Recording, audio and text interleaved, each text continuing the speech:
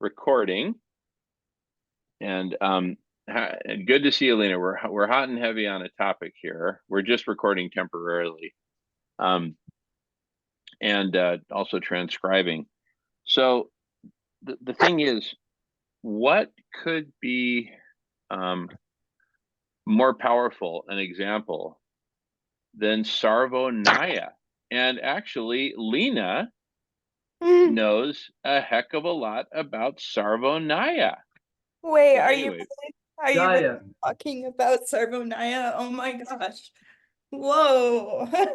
Was that the topic? That's amazing. well, Yeah. I'm proposing just to try on the following concept, Lena. Just try this on, and maybe you could use this for your PhD thesis.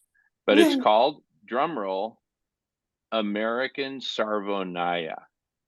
But Oh, it's Sarvo Gaia. It's a D, not an N. it's Okay, Sarvonaya. Sarvodaya. That too. That too. It's okay. We're too stuck on grammar and pronunciation anyway. I Yeah, know. thank you. Yeah. Anyway, so what do you think of the concept American Sarvodaya? I love you, Jamin. I love you. I love the hope you bring into this world and this fantastical, like beautiful visionary dream. Oh my gosh, wouldn't that be? Define the term. I missed that last section. I don't know what that means. Thanks. Okay, American Sarvodaya. I'm going to defer to Lena first and foremost, and then Jack to give a concise encapsulation. What is this Sarvodaya thing? And Lena, specifically, what do you know about it? Like, have you been to Sri Lanka, for example? Oh, I spent almost 3 years living and organizing in Sri Lanka. So yeah, I know about them deeply and wholeheartedly, but I would like to listen. And yeah, I mean, I don't want to take, I want to leave it to the collective. Stanley, Jack, I I know you. I don't know you, but I've heard of you. Wow. Yeah. Yeah, we've been on this together before. I Oh mean, yeah, totally. I love your background, but yeah, I'm gonna leave it to all of you, and then I'll pitch in.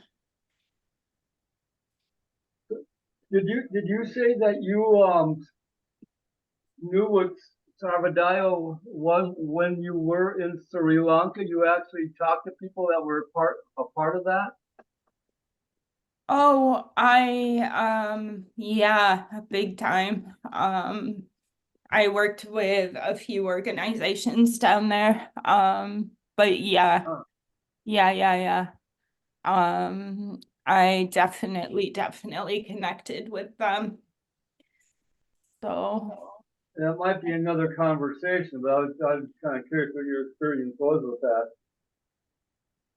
But Sri Lanka, what we have to take into consideration is that whole island. So what we're dealing with is a small island and really strong, tight-knit villages, and each village has its own economy, right? Like really tight family structure.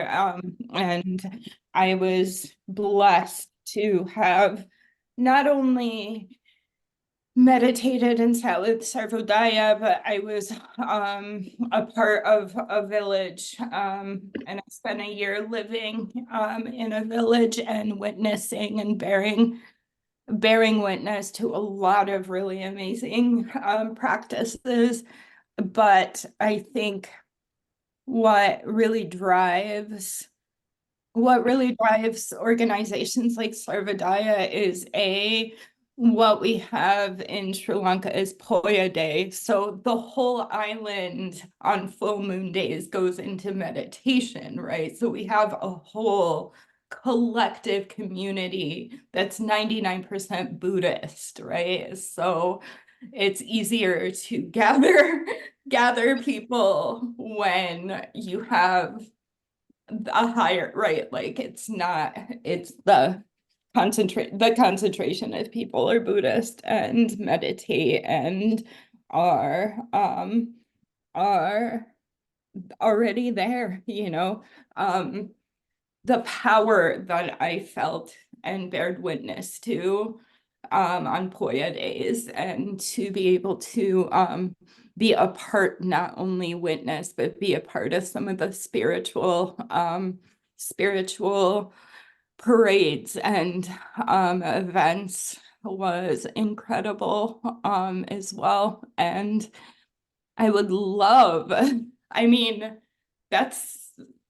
I came in here kind of sad and defeated, and the idea of an American Sarvodaya, just like, thank you. I mean, could we do it? I don't know. That's like a brand new seed I planted. am so glad we are recording this. Lena, you just delivered the best possible. All that's missing is your beautiful face. Seriously, you just, and if you show your face, I think Stan's going to pass out, because you just delivered the most beautiful infomercial for American Sarvodaya. So I think what we would have to do is give it a name of its own. And I think yeah, it would have to be, you know, we live in a very specific culture, and Sarvodaya has been around in Sri Lanka since, I think, either the late 20s or 30s, and we can't remove it from its cultural integrity. And I think we could learn, and we could bring Sarvodaya leaders here and start educating people. And I think that's a first step, right? Is bringing Sri Lankan knowledge and Sri Lankan spiritual awareness to the West, and creating a synthesis and integration, right? Like how we do that. I just want to tell you, so I was in Sri Lanka straight out of college from age 24 to about 26.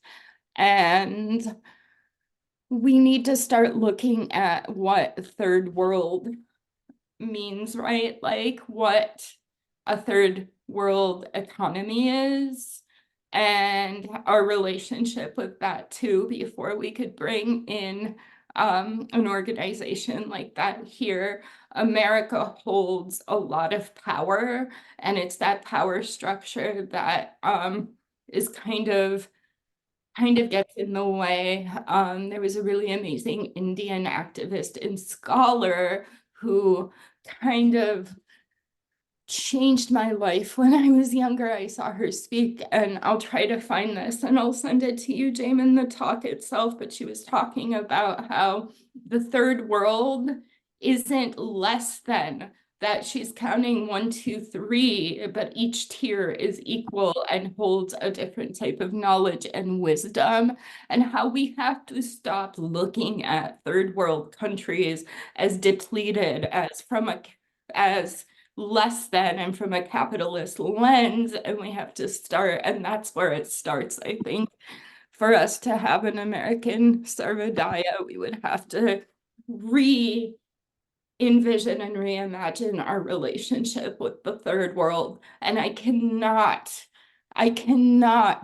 stress that enough. I worked with 2 bigger NGOs and got so disheartened at how they were treating the people, that I branched off and I actually started my own organization, art and culture-based organization there with the people, because, and that's when I actually met members and worked with members of Sarvodaya. Yeah, because when tsunami hit Sri Lanka, they were calling it the golden wave, because so much money was coming in, and the money was actually displacing their economy. It was hurting them because they were bringing in too much money, and it was totally throwing their economy off balance and creating this huge chaos. So I just want to reiterate, we need to figure out our relationship with capitalism and do that work and really tune into what third world means. That's how I think it would start, with our own selves and our own minds, right? And Jamin, if you want, I know that jungle. If you ever want to pay for my ticket, I can give you a tour of Sri Lanka and introduce you to some people. FYI, I'm happy. Oh my goodness. I think that's the golden ticket right there. You talk Yeah. about the golden wave. I think that's the golden ticket. You and I and Marco, when Marco shows up, it's going to be like C-3PO in the Return of the Jedi, when he's like floating in the air and everything. People are going to be sure the Buddha has arrived. We didn't know he had a beard. Stan, take a look at Lena. Are you kidding me? Hello? Anybody home? Stan, we've got the perfect infomercial for the perfect program. But here's a tweak that I would add to the name. Instead of calling it American Sarvo Diet, but people can use that as like, a shorthand if they want. That's totally up to them. Just like I talk Chizzy, you can talk whatever you want. Try this on. Food Healers meets the American Sarvo Diet movement. Just try that on. Food Healers meets, because what do we bring to the table? Food Healers. That's an American invention. We're super badass at it. Now, the Hare Krishnas were doing it in India 5,000 years before my grandmother was born. But, who's counting, right? And who leads Food Healers? Dr. Silas Rao. Okay, how do you give more credit to the Indians than by the founder of Food Healers, which is largely American-based, but we're teaming up quickly with Marco. Name drop for me whenever you can. But there's Go Dharmic, there's Food Not Bombs. So, Food Healers is just kind of like a stand-in. Like people say Coke, but what they really mean in the South and in the Southeast are, carbonated sweet beverages. But I want to ask you, Jamin, do you know the direct before we start using the name American Sarvo Diet, do you know, and I bet I'm not saying you don't, but I want to clarify, what is the meaning of Sarvo Diet? What does that word translate to? Yeah, as far as I'm concerned, it's whatever you want it to translate to. And I mean that in all seriousness, because you understand it way better than any of the rest of us in this room. Yeah, Right. no, I just wanted to, so Sarvo Daya means the welfare of all.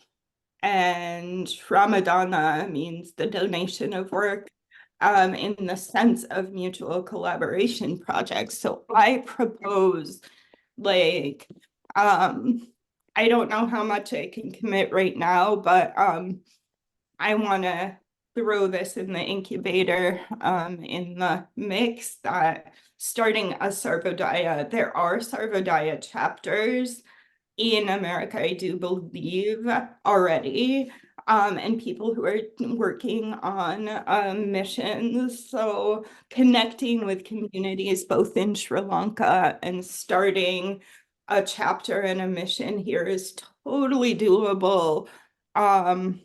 It would just have to, I mean, it's 100% doable. It's just a matter of, logistics and finding the right connections. So you're onto something, definitely. The Sri Lankan culture and bringing awareness to Sri Lankan culture is also another beautiful thing. Now I want to address that Sarvodaya is a government organization, and what we're dealing with in the West, we have it's a government community development organization, so it's a little bit different, but no, it's non-governmental. Sorry, it's an NGO. I apologize. Sarvodaya is a non-NGO. But If you don't mind a quick interjection, but it does deal with governance, passing the feather. yeah, it also, so what I was gonna say is it deals with government and they work directly with the government, that the way that NGOs work over there is different, and the Sri Lankan government is really like corrupt. Like it's bad. So the only thing, yeah, I feel like yeah, I just feel like honoring the Sri Lankan, the Sri Lankans and getting permission and, like, and making connections there directly. Yeah. Yeah, but Sarvodaya is independent of the government, though, right? I mean, that's my understanding, is that they put together their own economy, their own community thing. They're not part of the government. You did say that, right? Yeah, but they're not.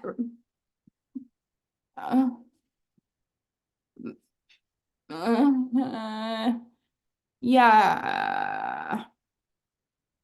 But I guess the thing is how much they interacted with the government. Yeah, and I didn't think that much, but I'm not sure. Because, well, you obviously know more about it. You were there, and I just learned about it pretty recently.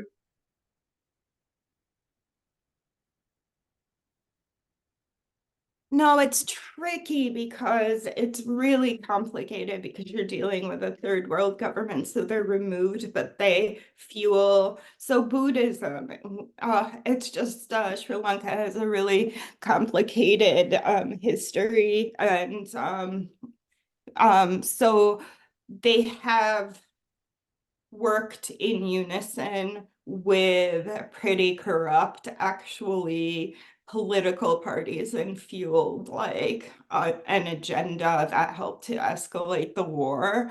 But that was the only, other than that. And they do that where money that you donate, for example, to Sarvodaya and other like non-government organizations in Sri Lanka, and this is like, will like a part of the proceeds go to the government to fuel politics. And it's just like the way the economy and the political structure is structured. Buddhism is highly like, and service work is highly like intertwined in the economy and in the political structures of Sri Lanka. And yeah, we have, but they are separate. Do you know what I mean? Like, it's just a complicated system, but they are totally separate and they do amazing work. And that happened like once or twice in the 50 years that they've been around. But it's, and they were, when Prabhakara rose, when the war rose, they were helping with efforts to actually fuel the resistance, which was so mind-blowing to me, right? Like this peace organization, but in Sri Lanka, we also have Buddhist armies that are armed and fight the Tamil Tigers. So we have to look at the structure as, we have militant Buddhists. So it's a whole different structure, right? But in the end, is this organization one of the most incredible organizations? Isn't non-governmental? Yes, totally. But it just, and that's what we need to look at. That's what I'm talking about, where we need to look at the third world economy and how they relate there. How are they settled into their culture and their political sphere, and how would that translate here, right, in America? It would be a totally different movement. I'm not sure if you could potentially have the same movement and model, but restructured, right? It could be incredible. But yeah, that's Yeah, so everyone, I think I'm gonna have to leave here pretty soon myself, but I don't wanna miss anything important. mm, So are other people ready to go, or are other people gonna continue the conversation? mm. As far as I'm concerned, we're just getting warmed up. So that says it all for me. And Lena, thank you so much. Perfect timing. Again, I'm so glad we're recording this. This is the perfect infomercial for Sarvodaya. I don't know where we cut it off. I don't know if we cut it off, but we've Yeah, got, that was interesting timing, Lena, that no, I had as just Marco brought will tell you, as Sarvodaya Marco up, will and then tell all of you, a sudden you came into here with all as that other information about it. it's the I guess Synchronicity that there's a Express. synchronicity there that maybe we should notice. So after Wow. college, yeah, after college, I was actually supposed to go on a mission to Palestine and field work out there. And it was just amazing because I fell in love with Sri Lanka. So I do know quite a bit, but it's really great to be reminded. It's one of the most beautiful places in the world. It brings me joy. It brings me so much joy. So thanks for letting me speak on pretty much my most like dear and Thank you. beloved. Yeah. Yeah, Jack, how are you, Jack? What have you been up to? Really quickly on a different note. You doing okay? yeah, I'm doing pretty well. We've had a kind of interesting conversation today. It's kind of interesting to see where it goes. Awesome. I'll mute, but yeah. I was just coming in to listen more than anything, just to be. Well, it's just, just one more synchronicity in 4 years of almost solid synchronicities here, bringing people together towards this goal of a peaceful, well-fed planet. No, and listen, I'm going to say this for Stan's and Jack's benefit momentarily, so just bear with me, Lena. As far as I'm concerned, Lena is like an American Mata Hari. And we'll dig into that later. She's beautiful, she's articulate, and people just melt in her presence. And she happens to be, way more of an expert, I guarantee you, on Sarvodaya than anyone who has walked into this room heretofore. But starting in a week or two, when we start getting guests from Sri Lanka, that may not be the case for much longer. Are you getting people from Sri Lanka to come talk? Oh, let me know, Marco or Jamin. The answer is very simply, thanks to you, yes, Lena. Thanks to Oh, you, yes, because this was just a simple idea before you showed up. Now that you've showed up, you've electrified it Mata Hari style. We've got our own young budding Mata Hari, right? Listen to this, infiltrating American capitalism. I will not take that on, but thank you. Look at how well she cloaks herself. She's the last person you'd ever think of as an international spy. She's way too innocent. She's got us all fooled, and she's going to knock over America. Well, just you watch. She's going to knock over American style capitalism, military-industrial complex, censorship, and a whole bunch of other dirty dozen chemicals that you don't want in your bathtub. She's going to get rid of them all. You know all what of I'm them. Get rid of first, though? The first thing is we need to get rid of this polarization between men and women, between, like we need to understand consciously what war is, what these concepts that we're fighting are, because I just spent thank you, Jamin. I just spent 2 hours like on my back, like paralyzed. What am I gonna do? And Mm, just because of the polarization, I'm losing people. It's funny, people are dying. There's a genocide. mm, And then I'm losing people because I won't claim a side and I choose what's called anti-debate. I choose to be rational. I choose to be contemplative. And it's just so amazing how the world has become so rooted in these polarizing conversations, right? So my only intention right now is not all those big claims. And my intention is to bring people together. Where am I? Where am I right mhm. now? This is the work, Jaden. We cannot get ahead of ourselves, right? You have these big dreams. I have these big dreams. Everyone in this room has these big dreams. We cannot rush, right? Kind of what I've been thinking about is Da Vinci. Think about Da Vinci. His work has become a legacy throughout history and it's lasted, and we still are developing parts of physics based on drawings that Da Vinci did, right? His work has become legacy, it's sustained, and in order to create sustainable movements, we have to keep up the flow of conversation. So I'm not here to change the world. I'm here to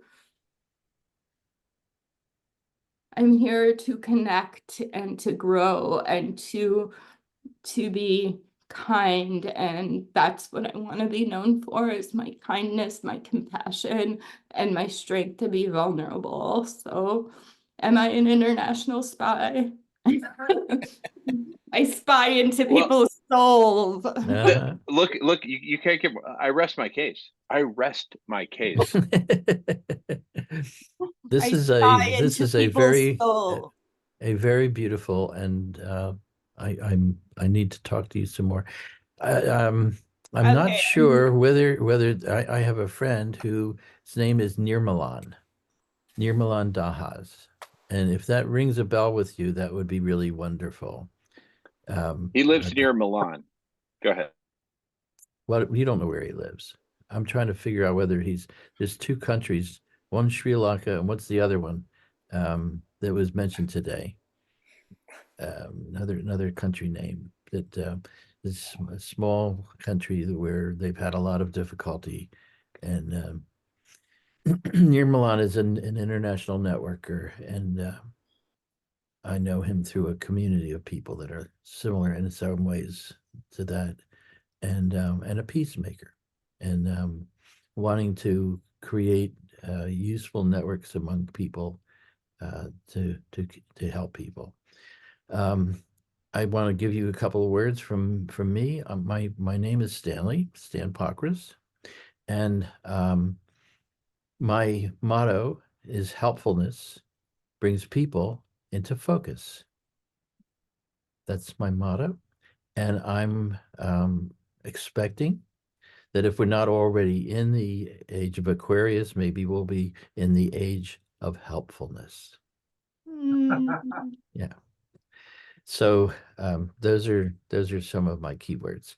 I publish a wiki called Other Networks, Oh, I think and I've read it. you've Yeah. seen it. Okay. Yes. Oh, Other Networks has the definitive list of all 840 episodes of Humanity Rising. yeah.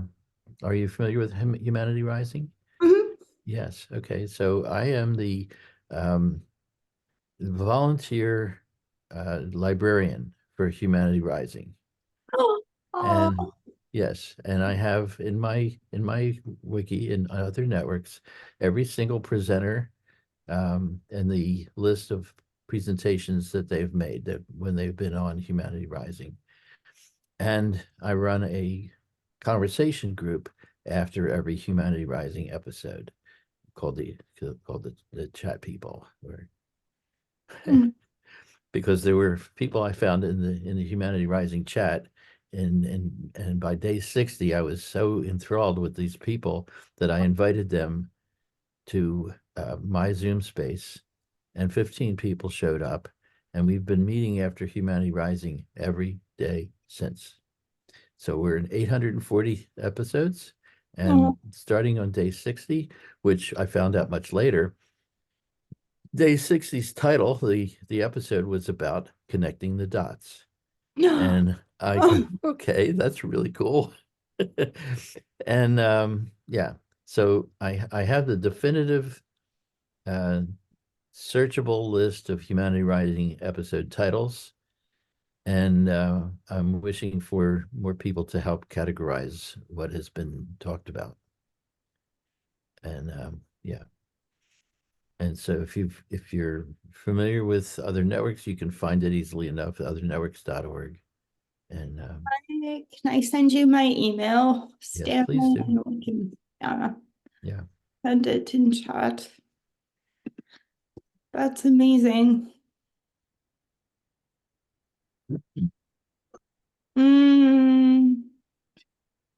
Yeah. Localized symbiotic change is the way forward. Food for all becomes food for thought. Do you know that when I was 16, before Sri Lanka, I started the first food not bombs in Ithaca, New York. I'm actually really good friends with the founder. I just yeah, if you guys ever want, I just hung out with him. He was in Ithaca for a spell. He's a pretty good friend of mine. Oh, I read the chat. I got distracted. Oh, my focus. How do I focus, Stanley? Tell me the secret. You've done 800 talks. Have you Mhm. told me the secret? I haven't done 800 talks. I have cataloged 800 talks. And they're all the catalog, all that information is in other networks. And yes, and how do we identify the power that we want to spend? Where do we want to spend it? We all Yeah. have a great deal of power, and how do we want to spend it? Because you can't spend your power on everything all the time, because it's too dilute and won't get anything accomplished. Yeah, I actually just had that. Oh my gosh, this is so synchronistic. How is my life so aligned? Because I really walked in here after a huge rift. I was organizing this little event, and somebody literally told me that they literally used the words, I think right now you're incapable of like speaking at this event because you're too emotional. And I was like, wow. And I just said, okay, I won't do it, and made peace and cried and then moved on, right? But I ended up here, and the first thing I got redirected, right? Where does my passion lie? And all of a sudden, my focus just like went bam. Okay, I'm right here, right now. I have to like reawaken to my purpose. And yeah, 3 years in Sri Lanka, like I need to reawaken to that power, the power of source energy that touched my heart, right? And so thank you, Jamin. And of course, by all means, if I mean that's extraordinary. Yeah. Oh, All right. Now there's a lady about your age who spent 10 or 15 years with the Palestinians and is a spokesperson for the rights of the Palestinians while she's being Jewish. And let me find her name. Her last name's Raymer. She is the daughter of one of our great heroes, John Raymer. And let me put that name in here and find her first name. yeah. And she's Allison. Allison Raymer. She has, let's see, how many episodes she's been on Humanity Rising, and she sang a song to us. She came to my conversation group, and this song goes, I am grateful for the unknown blessings already on their way. I'm grateful for the unknown blessings already on their way. That's the second way it said. I will not look back in anger or forward in fear, but around in awareness. I am grateful. So she sang us that song. I'm not sure if we have that on recording, but she's been on Humanity Rising twice, and Amala. She was Arab Center for the Advancement of Social Media. Yeah. So anyway, I can send you a link to this sort of bio of her, and I mean, I looked, looking at you, I'm looking at her. She has a similar glow, Mhm. and I was supposed to go to Palette, like I was saying, it was a really hard choice, actually. My dad was a journalist, and it was almost expected for me to kind of do a mission, and my dad's done many really amazing projects, but there was a calling to the Far East. When I was 13, I did my first sand mandala painting. I was lucky to have the Buddhist monastery in our hometown, right? And I just remembered sitting with the monks and feeling so serene, right? And like Palestine was so close to my heart because my dad and my grandpa was a Holocaust survivor, but they were always pro-Palestine, like we need to help Palestine. And it was really strange how I tuned in. I always body scanned, right? My somatic practice was important from an early age. I got taught how to check in. And yeah, it's unbelievable how the idea of going to Palestine was terrifying, but when the war escalated in Sri Lanka, I remember looking at my dad and I'm like, that's where I have to go. That's my purpose in life. And I started researching. I did about 2 years of research on the land and the people before while I was in college too. I didn't study, I studied art, but yeah, and worked with some amazing artists too down there, and instilled an art. We worked at this orphanage and instilled these creative projects while the tsunami was being cleaned up. And Sarvadoya, they were doing these incredible meditations beachside too, and reintroducing children, especially to the ocean after tsunami. So it was incredible to see a nation. The one thing about America is, do we have the strength to come together like that?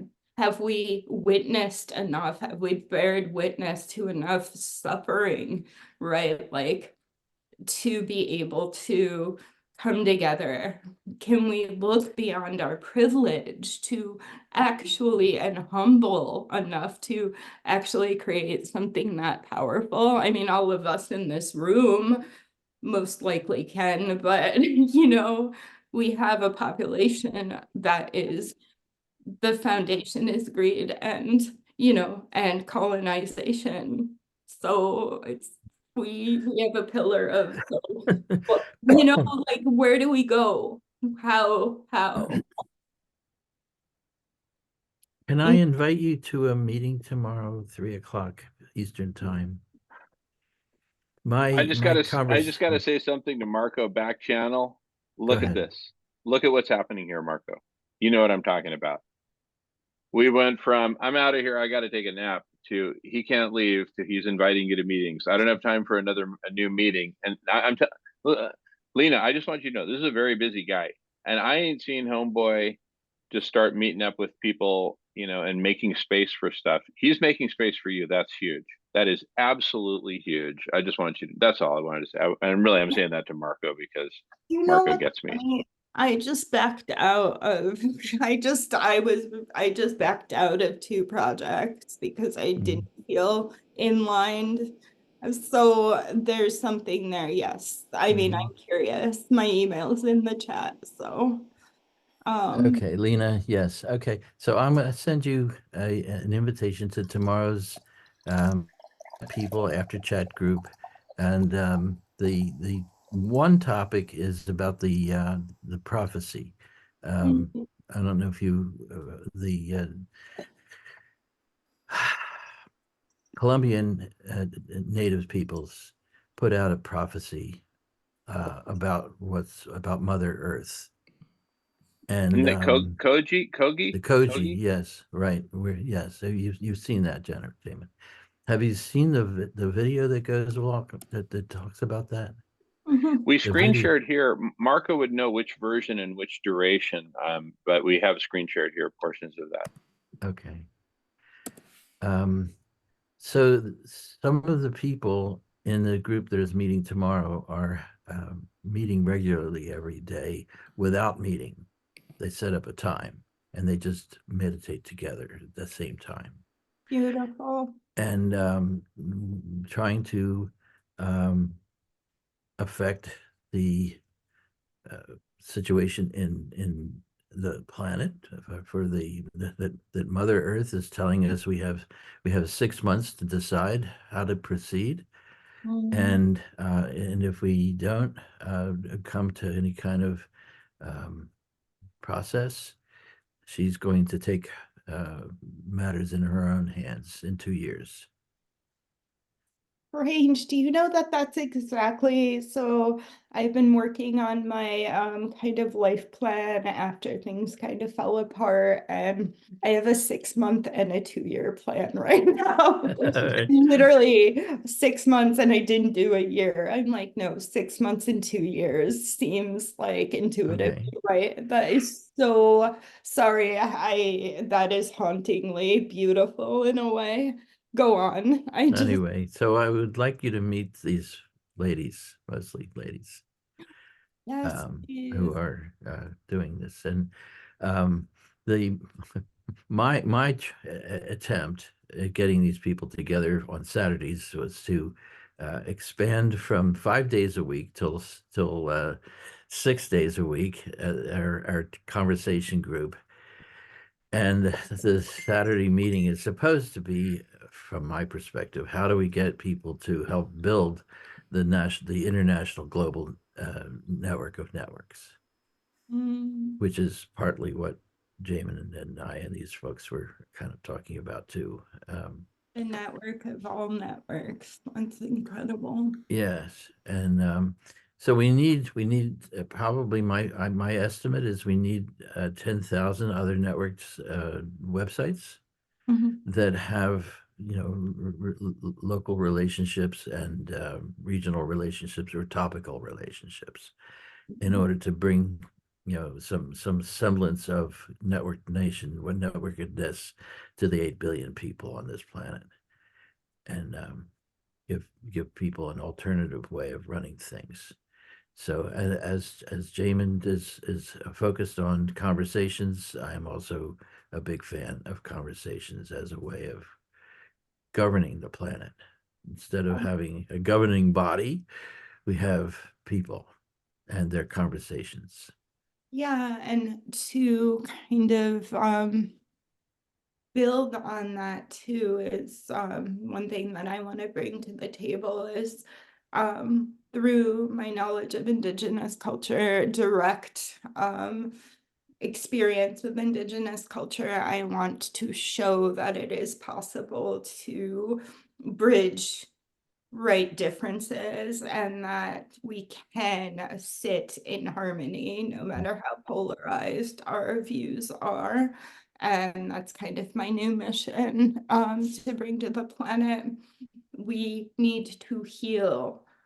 Healing is the opposite of polarization. So how do we have the conversation around building community, but how do we sit in the hard conversation spaces as well, right? And build through both peace and harmony, but when there are multiple world wars going on, how do we stay aware of, right, what is happening, keep our hearts alive, right, and move into peace, right? Yeah, Or the criminal court, whatever it's called, the global criminal court, just ruled on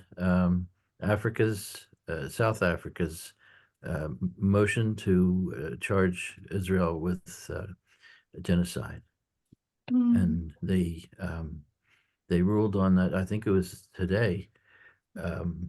This is the kind of news I get from Jim Garrison. He's an amazing person. So he made that part of his opening statement this morning. It's not a thing that's going to be acted upon very easily. I mean, because America is still vetoing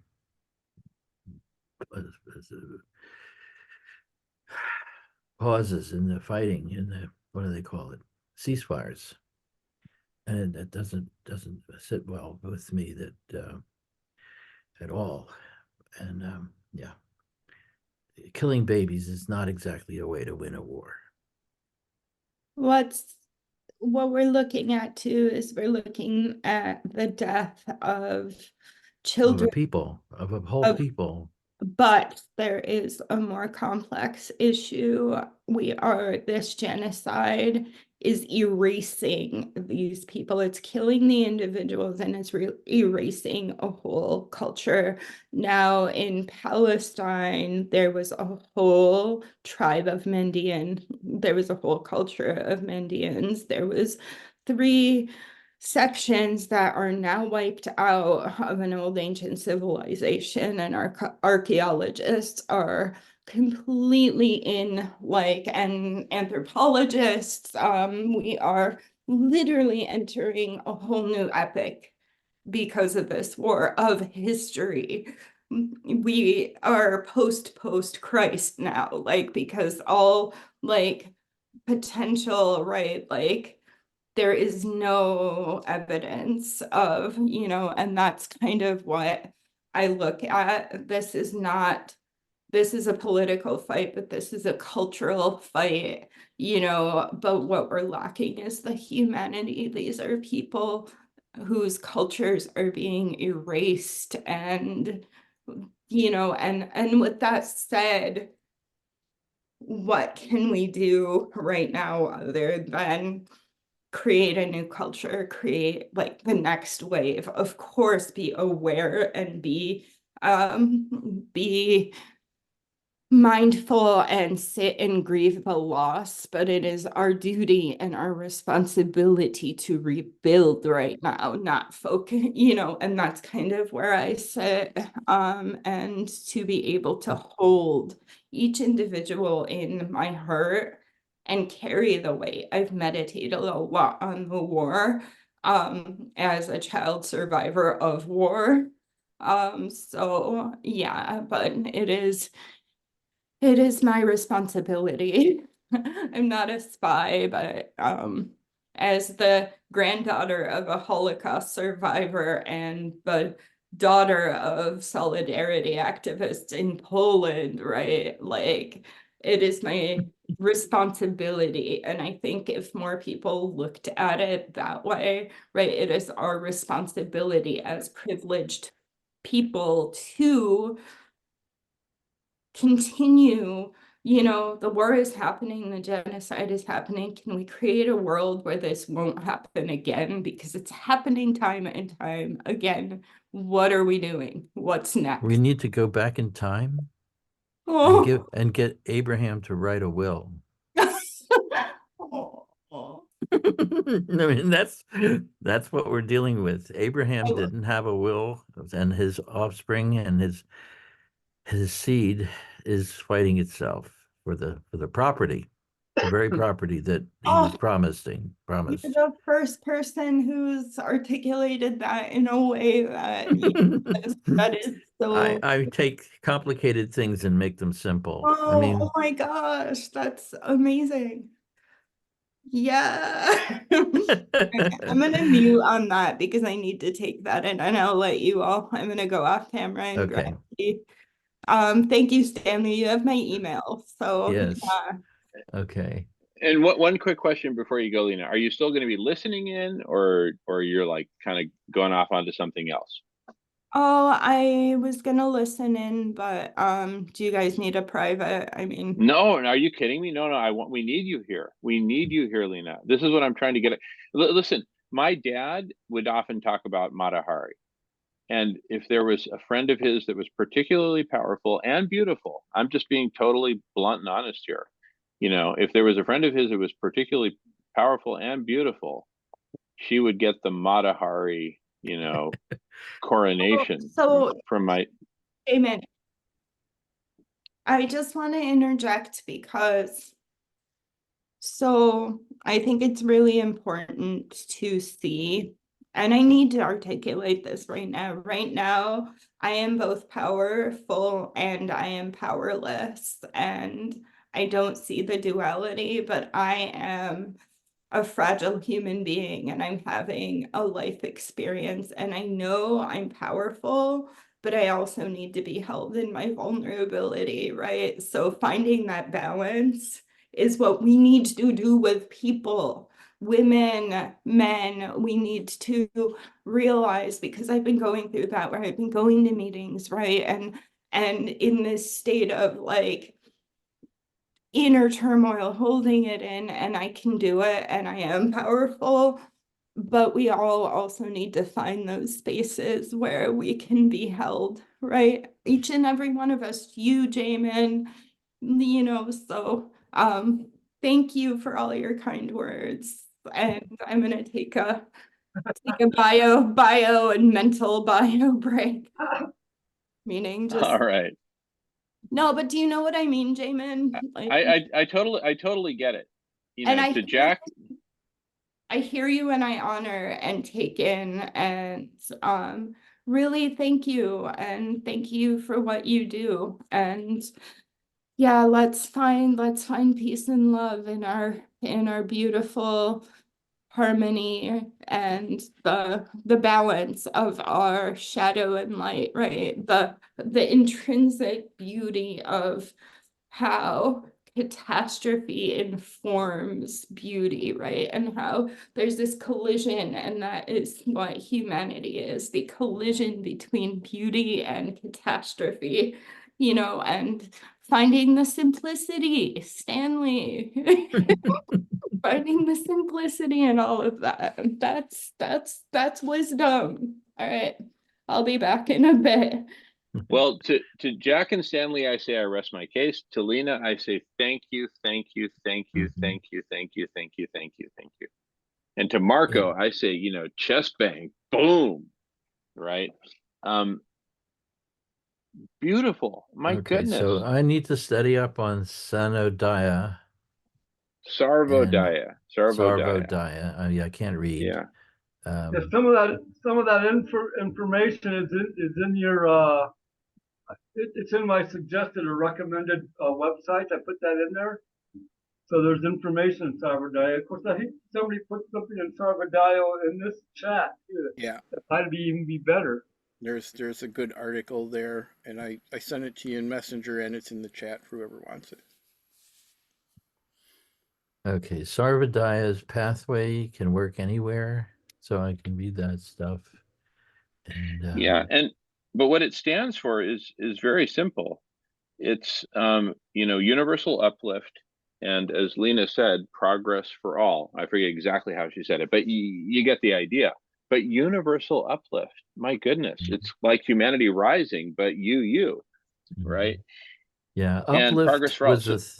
was the theme. Uplift Yeah. was the theme of the person who brought about 50 people together over the course of 10 years through Reply All. correspondence, email, reply all, reply all. I mean, people would try to get out of it, really hard to get out of it. Yeah. And I don't know how we got onto that, but anyway, but now combine all this with Homo Ahimsa, with food healers led by Dr. Silas Rao. It's impossible not to love Dr. Silas Rao. It's impossible not to love and be provoked by Lena. She's making stuff happen right here in this Zoom room that I never would have predicted, right? Because it's unpredictable. That's the kind of popcorn that's going to be popping when we host the island experiment. And you'll get where I'm going with this in a moment. I'm so glad we're recording. The island experiment of Sri Lanka's Sarvodaya, with Turtle Island's experiment with Sarvodaya, with Ireland's experiment with Sarvodaya. Listen to this. I'd love to get Lena's reaction, but no pressure, Lena. If you're busy doing other things, don't worry about it. But what day in the United States should we host our weekly Sarvodaya meeting? It's a trick question. It's a trick question. What day? Sarvo Day. Sarvo Day. But guess what? We're going to make every day Sarvo Day, right? And we kind of do a Google on the spelling here. Google is not spelled Google. It's spelled Googol, like goal. Everybody knows that. Everybody knows the story. Well, this becomes like that. Sarvo Day is the day that we meet for a Sarvodaya. It sounds sacred. It sounds badass. It sounds like a place James Bond would go. Sarvo Day, so anyway, and I got a whole bunch of domain names. So I got sarvoday.org, sarvoday.net. Can you believe that? So we're already organized for Sarvo Day. But then the cooler domain name is Sarvo Days, because guess what? There's going to be Sarvo Days 7 days a week. Sarvo Day is any day that anything Sarvodaya, including sarvodaya.us, another domain name I just picked up. So that's America's Sarvodaya right there, Sarvodaya. But it's .us. So it turns out it's a worldwide thing. So don't let the name fool you. We're reclaiming us is what we're doing, from .us to .us. Subtle, powerful. And Lena, my goodness, again, I'm not going to say the name, but Jack and Stanley, I rest my case. Marco chest bang, right? Alan, don't panic. We've got this. We've totally got this now. It's now an inevitability, because guess what? With Lena's network there in Sri Lanka, with people who are part of Sarvodaya, and then we bring to the table food healers. It'll probably be Dr. Silas Rao and Lena doing the outreach. Who's going to say, who within Sarvodaya could possibly say no, right? To a meeting which has the following very simple, straightforward framing. Food healers meets the American Sarvodaya movement, right? Sponsored by led by Lena and Marco, right?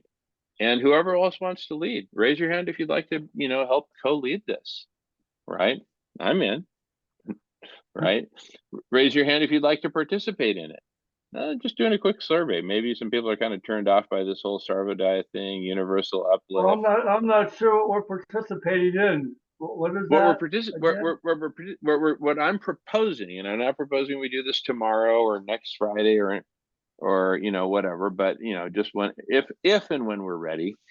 But the meeting would be, food healers meets the American Sarvodaya movement. Oh, right? Okay. I mean, look, Sarvodaya's got it. They've got it nailed. Regenerative economy, local, organic, taking care of everyone. I don't imagine a lot of people are going hungry in Sarvodaya villages. Do you?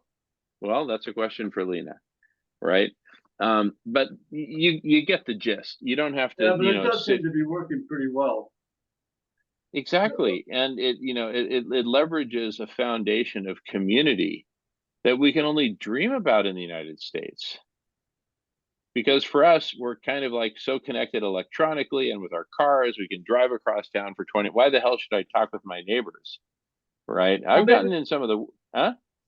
that group has been named by some people say that the 5,000 communities are 5,000 eco villages. And again, when I say 5,000, that's kind of the number it came from before, but there's an association that actually includes 15,000 communities. Anyway, let's start with Sarvo Day, right? Every Friday is Sarvo Day as far as we're concerned, right? Every day is Sarvo Day. So, but the first Sarvo Day that people will know about will be Friday, and let's make a space for it. It'll be midnight in Sri Lanka, literally on Friday night. It'll be Friday night midnight for them. So it's kind of like they've been partying, they've been hanging out, they've been preparing for this, right? You know what I'm talking about, Marco? We're gonna find some, Sri Lankan Marcos, right? Who are freaking hanging out, zooming it up, right? And we've already got ninja training and understanding foreign accents from Alan, and so we're ready to engage with, Sarvodaya, Sri Lanka. Meet sarvodaya.us, meet food healers, and you got Dr. Silas Rao, who's from the same subcontinent. Sri Lanka is an island off the Indian subcontinent, after all. He's from the same subcontinent, and they've been doing food healers like stuff for thousands of years. So there's no yes, go ahead, Lena. Sri Lanka and India have a completely different makeup. Like, just so you know, it's a completely different country. No. I'm actually aware of that. I was just saying they're not exactly like us versus people in northern Siberia, people in Southern California, doing hang ten, catching waves versus people in northern Siberia. They're not so far apart as that, right? So I'm just saying there's some geographical affinity there, and to a degree cultural. I know it's totally different worlds. One of the beautiful things is it's an island. Well, guess what? I live on an island. Let's do Sarvodaya Whidbey. No, I'm serious. And let's do Sarvodaya Manhattan, another island. Yeah, baby. Now we're cooking. We got dozens of islands. That's actually not a bad idea. Connect the islands of the world. Exactly. And you know what you call it when you connect the islands of the world? You call it something which I coined years ago, Islands of the Pacific. Because what does Pacific mean? Peaceful.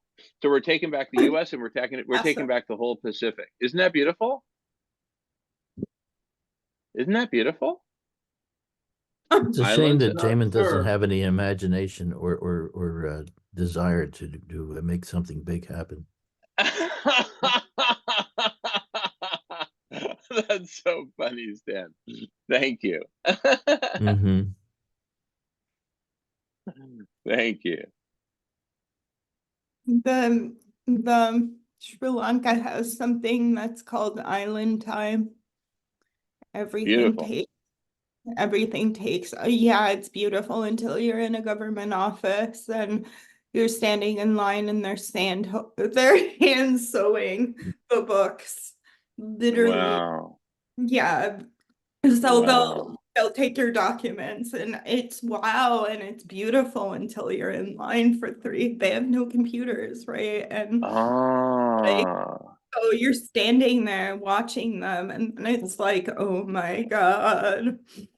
I learned patience. I'll tell you that much. Wow.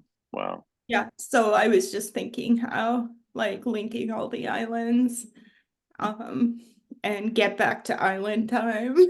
Like, oh my goodness. What about revolutionary? What if we make island time an actual, like, time zone, like all the islands? No, I love it. It's like we meet every Friday. When do you meet? Island time, which means every Friday, which means we actually are going to start at midnight. Marco, I'm going to need you to get up 7 hours earlier. I hate to like break it to you like this and put you on the spot. So look, the reality is we're going to have islanders all around the world because Islands of the Pacific is all encompassing.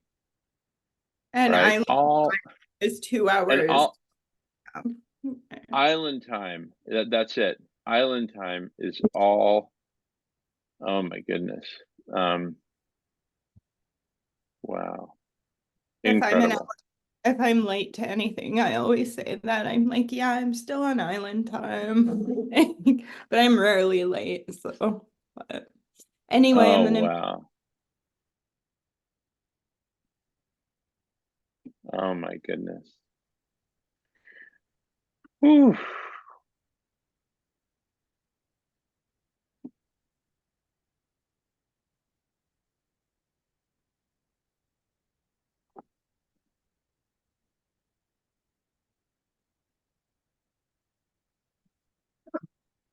Mm, mm. Oh my goodness. This is so moving. We're creating island time. Just absolutely incredible. We're co-creating you guys see how insanely gigantic this is? What we're co-creating here?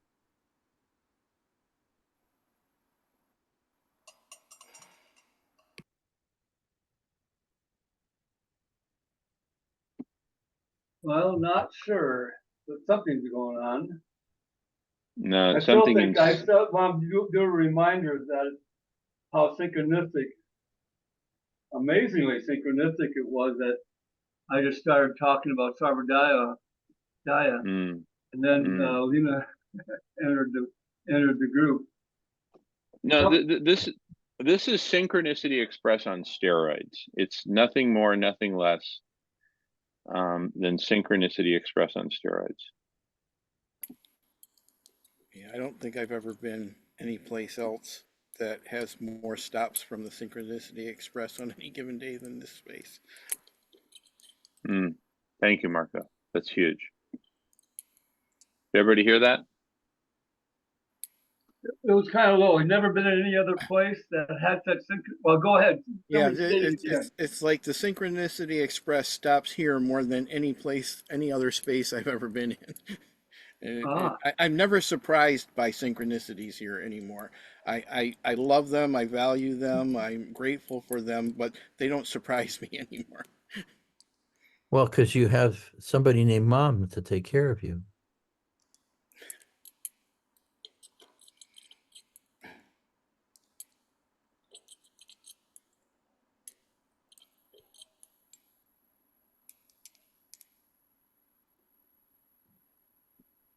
is that the mom that Shannon talks about? That's right. Yep, the magic in ordinary moments. Was it what is it stand for? Magic Magic or in moments of ordinary magic? moments. Okay, so I just found out, is Lena still here? Yep. I just found out that my friend Nirmalan is indeed from Sri Lanka. I have a terrible memory, so I had to look things up. But he has a organization. Let me see, I have to get back to it.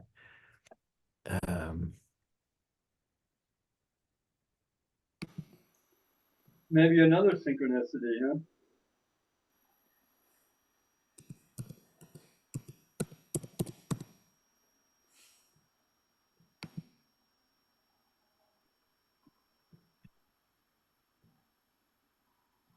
The Foundation for Civilizational Transformation and Conscious Evolution.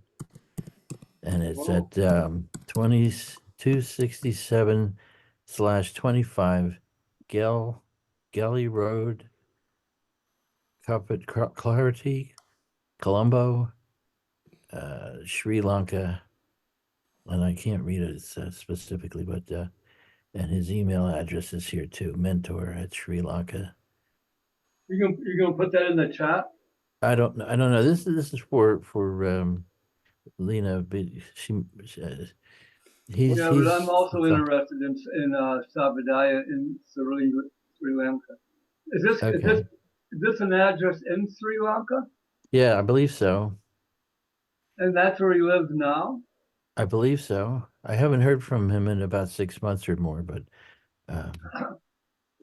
Yeah, because his name's Nirmalan, and so I'm gonna. You have to blow this. You have to click on his graphic in order to see this, in order to expand it so you can read it. But I'm going to send you the section, the page on other networks where Nirmalan is listed here, and then I put this stuff in about today in the bottom of this, which doesn't make any sense really to anybody else, but I found this poster that Nirmalan designed to talk about Larry's Way, and it's emergence and past and for uplift to metamorphosis is what Larry was talking about, and I am now the host of Larry's writings. I have them all on other networks. Larry was the leader of about 50 people who met through correspondence, through email,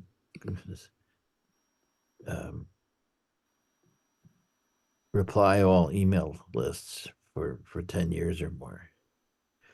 And then about 2.5 years ago, he passed away. So that's poster is a memorial for Larry.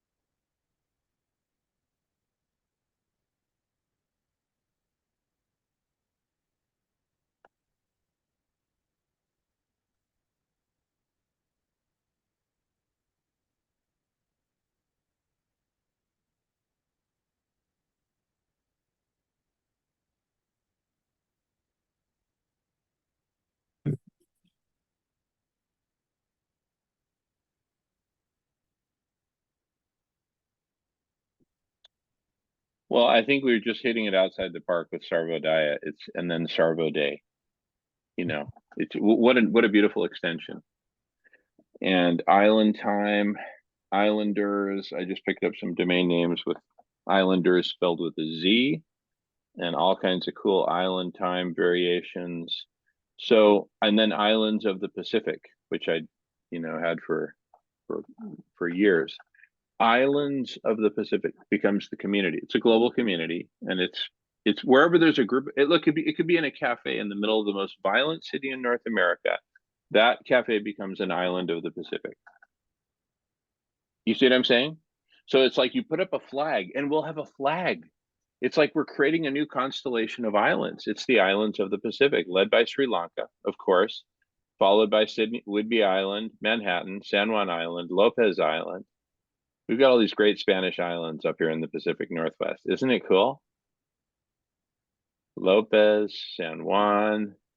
And then we got some more Anglo-sounding islands, Bainbridge, Whidbey, Whiteby, Vashon. Where did all those Spanish type names come from up there? My ancestors, the Spanish conquistadors. My great-grandfather was one of them. He was the largest grower of hemp in the world. In his case, in the Philippines. Speaking of, boom, we just added 7,000 islands of the Pacific. The president of the Philippines is going to want to join in and say, yes, we all 7,000 islands are islands of. And guess what? Philippines is a relatively peaceful country. you know. They got some whacked out rebels in the South who drank too much coconut vodka one Saturday night and came out shooting. But you know, they're basically a peaceful country. Islands of the, and then the Pacific. People in the Pacific are notoriously Pacific, right? Let's pacifists of the Pacific. My goodness, island time. So see, when you come to the block party, we're on island time. We just need some coconut leaves in the background. Let me walk down the street and get some palm leaves. Marco, you do the same thing. I know they're abundant in Michigan this time of year. So everybody, and then we'll put on like island hats and everything and really get into character, right? And then we're going to bridge the islands of the Pacific every Friday. Here's what's going to happen, Lena. You missed this part of the meeting, so let me just give you a quick update, okay? So every Friday, like say in Cincinnati, right? There's some old cafe that's been around for 100 years, and so they host it because we're going to put up. Speaking of flyers, Mike, who's not here, Mike Hillcoat, we're going to put up flyers in every cafe that says join the islands of the Pacific, you know, or, you know, come to this meeting. It's going to be about sarvodaya.us, us, all of us, not just American US, but sarvodaya, not .us, .us, boom. Oh, how do you spell that? Is it sarvodaya.us? Nope, it's sarvodaya.us. It's kind of like that moment in The Deer Hunter when the guy said, oh, is that Russian? No, it's American. We're going to have all these moments. We're going to have all these moments. And look at just look at the screen, Stan and Jack. Look at the beauty there. It's multidimensional, deep beauty. I remember my uncle went to Stanford. He said, Jamin, there are women at Stanford who have beauty that has depth. That's Matahari right there. Boom. And you're on mute. It's probably a good thing. But anyway, I'm probably getting scolded She's right now. cussing you That's all out right. No, there's nothing for wrong your with your sexist microphone. language. Jamin, never mention Stanford again. I will excuse your sexist language right now, but don't fucking mention Stanford. I have a Okay. thanks. Okay, no problem. No problem. My goodness, look what That we was got just here. so funny. I have the most torrid relationship with Stanford. I got accepted Well, and denied them actually when I was younger. we're about to transform all that. We're going to transform. But there's so much that's being transformed right now. It's like not even funny. So Do you but know what I am, Jamin? Can you treat me like the sentient being that I am? that's what I'm doing. Not separate me. No, you're actually creating separation by talking about my beauty and bringing that to the forefront a million times. You are separating me. You are creating a polarized, like, I am a woman, but I am also balanced in my masculine and feminine. So my beauty doesn't need to be discussed within the context of a meeting about activism. Thank you.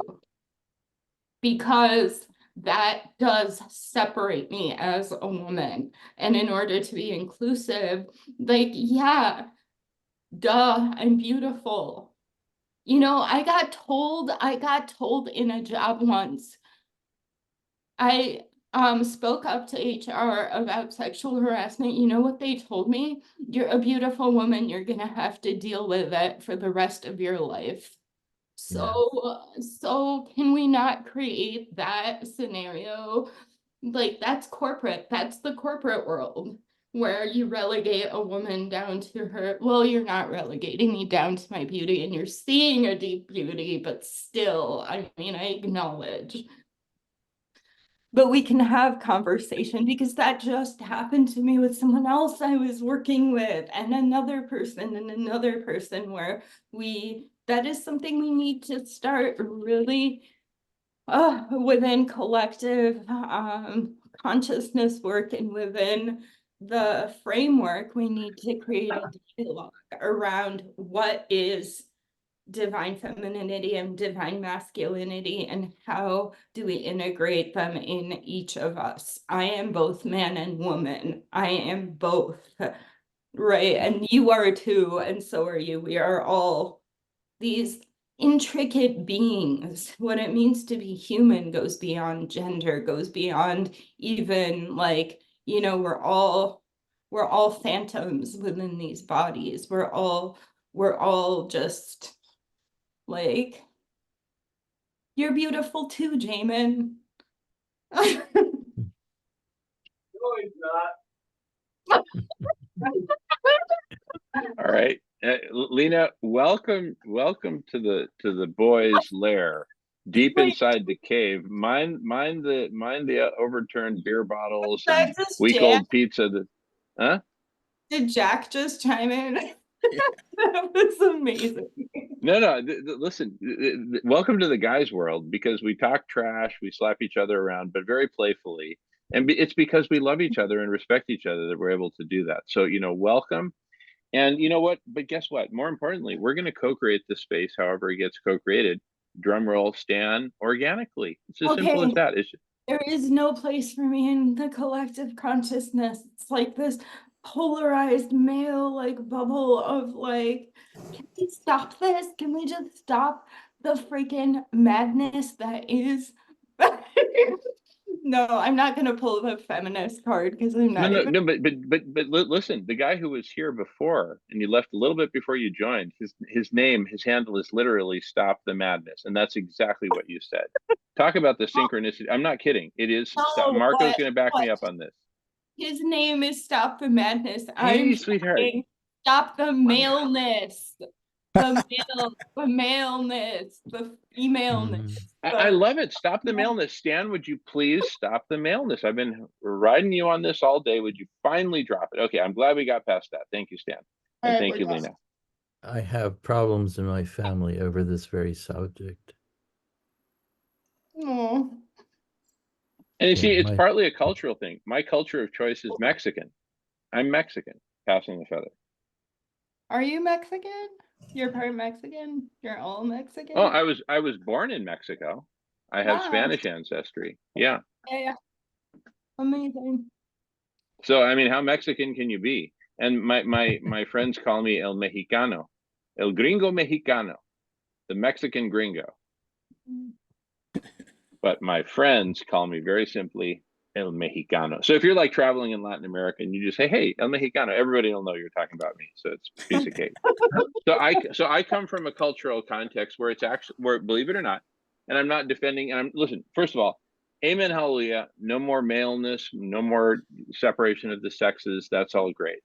And but having said that, I'm not trying to excuse or abuse or anything of the sort, but I'm just saying I come from a particular cultural context, having been born in Mexico, raised as a Hispanic, and I speak a mean English, right? But hey, in my heart, I'm Mexican. It's where I was born. It's who I am. And so in our culture, there's certain things that are okay. And so I'm very happy to be slapped on the wrist and guided and be told, hey, listen, this isn't senorita land where because there we've got a clear distinction between male and female. No, but also in Mexico, their men really do like honor and relegate the woman, and it's like it is a cultural that's like so true. And maybe that's so funny because maybe if you were dark-skinned Mexican, I would have probably reacted differently too. But knowing that you're Mexican, that is my own bias too. That's beautiful that you bring that in. Because I mean, I honor that cultural difference too, but it's weird because I both honor it and I don't. No, because I am a romantic. That is the duality too, is I'm a poet and I'm a romantic. I love, like being like, respected and honored. I want to be adored. And at the same time, I want to be respected for my work. Like, how do I find the balance of wanting to be adored and wanting to be the goddess that everyone worships, but also wanting to be respected for, whoa, Darth in the house. Well, Okay. there's Neutral. dark. There is, listen, Lena, there is, and then there is dark skinned. What's up? I am dark. No, that's going in after a conversation about maleness and me, like Jamin comes in a Darth Vader. That is Perfect. You can demask now. You have like the dunce hat, right? Like Ooh. all right, I'm gonna be Ooh. what that was. Anyway, You're not actually, the Darth you're not is about to relaunch publicly in the state of Washington in a oh matter of probably maximum 2 months. I mean, we're on track here. Oh my goodness, we are on track, and that's going to be part of the launch because that's going to get the Seattle conversations going, and Seattle Saronaya or whatever it's called. I just bought all these domain names and I still can't pronounce it. Sarvodaya. Marco appreciated that. Marco loves me no matter what the hell I say. Right, Jamin. Marco? Yeah. How about we take those domains and we connect with people in Sri Lanka and we create create a movement that links and educates the first world and the third world and integrates and shows like the beauty between both and help. So what I did in Sri Lanka was I actually owned a chunk of property, but what I did was I used it part of the time, and then when I didn't use it, the local family would stay there. And I haven't been back in 8 years, and now they pretty much own the house. I sold it to them. And I was just thinking, what if we did that with the domain? What if we connected with Sarvodaya in Sri Lanka, connected with their project and like fueled our the Sarvodaya America and also helped organizations in Sri Lanka. You have the power to do that because you have those domains. So let's use our power not just to, fuel the mission of Sarvodaya America, but also create a harmony between the Sarvodaya and learn from them and continue to learn from the people that, and grow not only the organization here, but a relationship that will foster change. That's something that I just thought of too. So When I first brought up the Sarvodaya thing, that was the idea, to learn yeah, from them. exactly. I don't know anywhere else that's been able to put 5 to 15,000 communities together and work together in harmony and keep everybody fed. And I mean, yeah, where else can you find that? So they did something that nobody else that I know of has ever done. Yeah, and one of the most beautiful things that I got to experience in Sri Lanka was rice harvest, and I worked a whole paddy field from cutting the rice to planting. And what they do is each village has one huge paddy field and they grow the rice and they have this beautiful harvest ceremony. But each family takes enough rice to fuel them until the next harvest, and the rest of the rice is sold at market, and then the community gets the money that's left over. So it's great because their governments are totally decentralized, right? So they have their own infrastructures, and it's communities of about 100 people, right, in one little village. So could we recreate a network? Could we learn from that? And kind of what if we linked our eco villages, right, like all around, and started doing that and mobilizing an eco village economy, for example, right? Like that would be a similar model. But to come back, like what I'm thinking is like something like that, like the power of the domains that Jamin now holds, that shouldn't be used lightly. Like we can't waste those domain names, in my opinion, and just starting something here. We need to respect and also connect with the people there. And I'm just passionate. the project that I led down there is still active after 11 years. It was an orphanage project, and I definitely have links to the people who are running that and about 3 or 4 other local organizations. Well, did the communities or villages there, did they remind you of eco villages? Mm-mm. A Because I've little heard them described as such, so I'm just kind of curious if that was your impression. Yeah, definitely. I think each village is, oh yeah, I mean the eco villages here in the north are very similar to the villages in Sri Lanka for sure. It's absolutely Oh, beautiful. amazing. That's cool. Yeah. Um, yeah, So that's it's incredible. Guys, I'm going to take off because I'm going to fall Oh my asleep goodness. if I stay here too much longer. Mhm. Stan, this And has been amazing. it's Stan, look wonderful. at how amazing. Huh? And I'm serious. I've sent you an invitation to the meeting for tomorrow at 3. Aw, And I'm not sure, does it have, I don't know if that has a link on it. I'll send you a link too. thanks, and I feel I feel a friendship brewing here. Well, it's not just me. I think that there's some people that you will meet in this meeting will be dear friends because I get that. Are, are they in? 2 or 3 of them are specifically psychic people and meditators, and Yeah, are they indigenous by chance? no. That's fun. I just I'm realizing I need more connections with indigenous cultures as well, but that'll come when it's supposed to. Mhm. But I will yeah. and also I will vouch for the people who meet on that Saturday meeting that Stanley is talking about. These are very cool, very loving and caring people.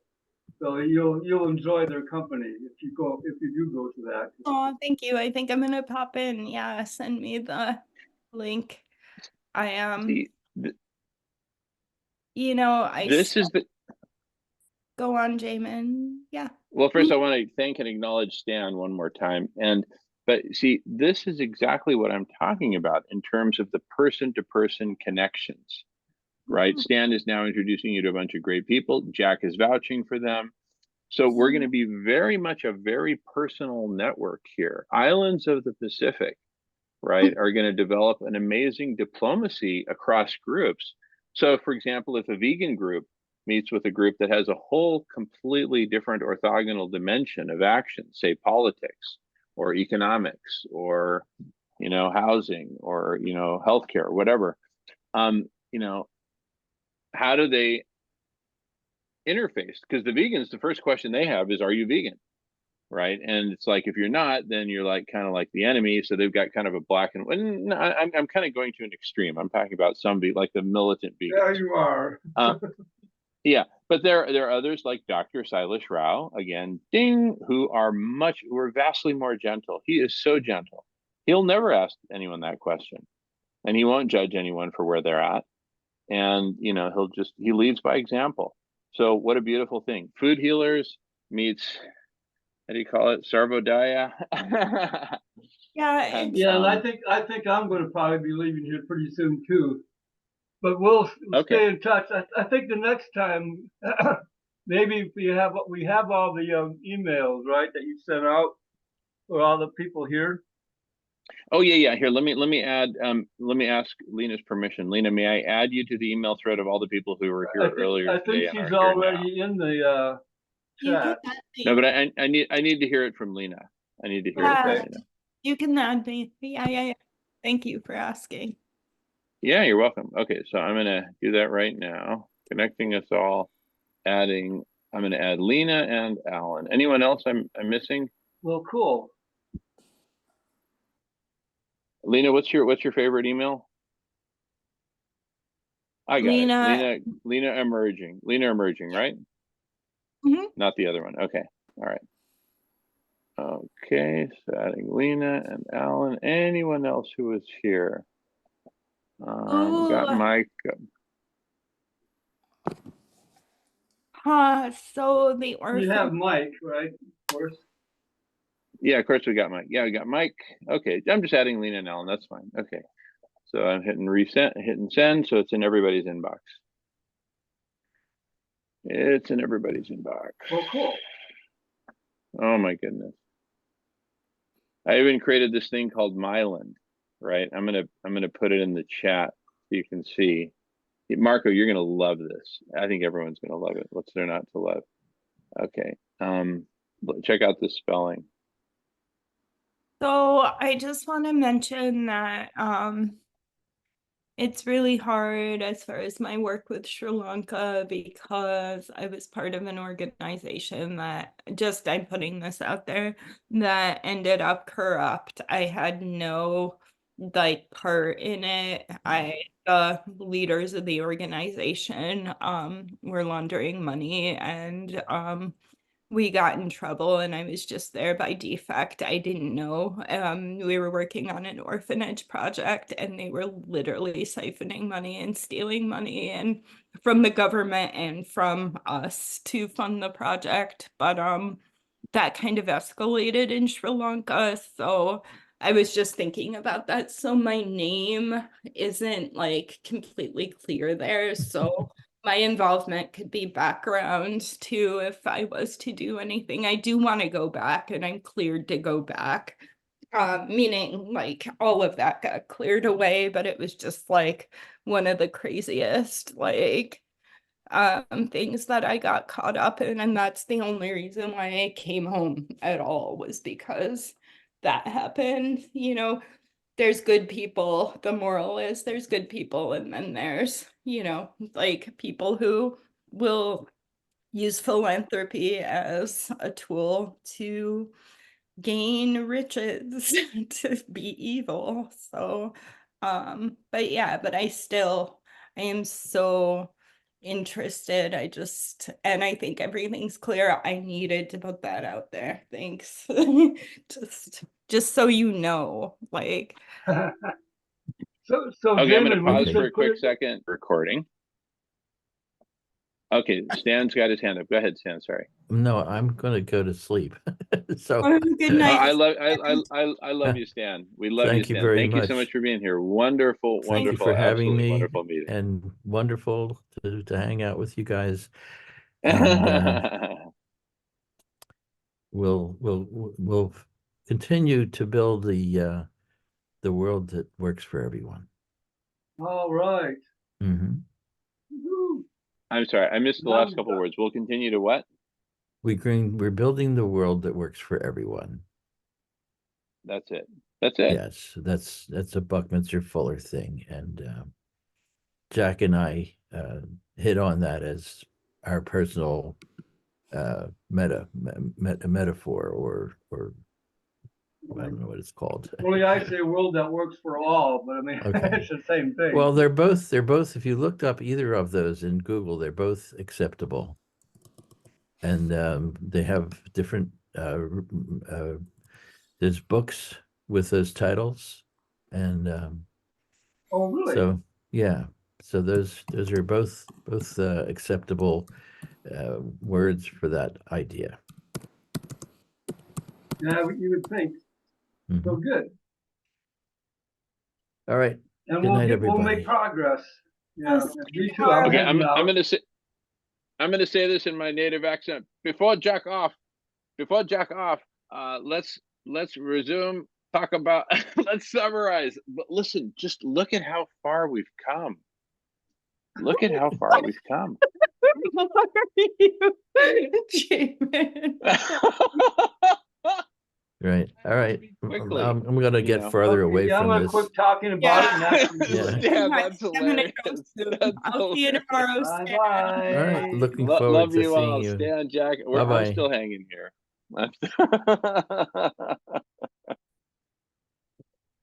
That was Jamin, funny. Huh? cut down. Okay.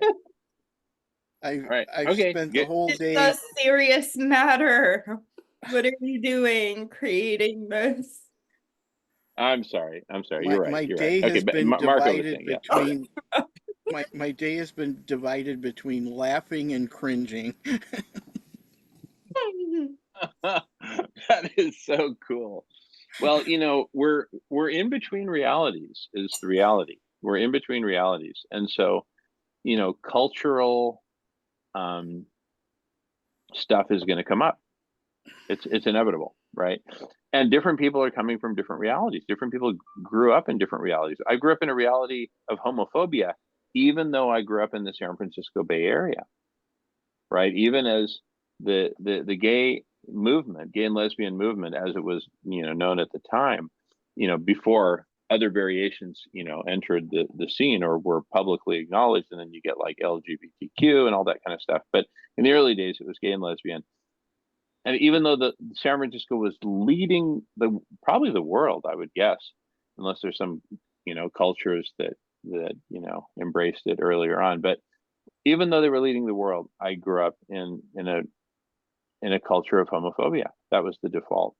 And so it's we're going to come up with cultural stuff of various different dimensions, and that's partly what I was talking about like a new sort of kind of, it's almost like diplomacy among groups. Now, starting with one continent, one with Turtle Island, right, which is a really interesting way of uniting us, like we haven't been united before. I'm sure there's North America, but that's just a geographical distinction. Turtle Island creates an island out of us, right? Because when you first hear islands of Pacific, we don't naturally consider. I've long considered we'd be an island of the Pacific. And what's really cool is we're surrounded by Pacific Ocean saltwater. We're inside of a giant bay called Puget Sound. But anyway, but these are details. But the point is, now suddenly every inch of Earth on the planet, Africa, the Eurasian continent, continents plural, all these can be considered islands. Why not? It's a matter of making a shift in your own mind and shifting to island time and myland, from island to myland, to our land, to we land. How cool is this? Right? We're creating a whole new culture out of thin air. I mean, seriously, I'm not joking. Marco knows I'm not joking. And Lena, you're coming to understand me a bit better, I'd say. And I'm so grateful that we're all connecting on such a beautiful hyper object of topics and spaces. Right? Oh my goodness. Hyper objects. So hyperobject it's something that bundles together many different things. Like, for example, like Food Healers is a bundling together of veganism and feeding everyone. There are a lot of people giving out a lot of frozen turkeys on Thanksgiving, so they're all into feeding everyone, but they ain't vegan. So it's an intersection of two worlds, right? Where there exists some cultural inconsistencies and divides.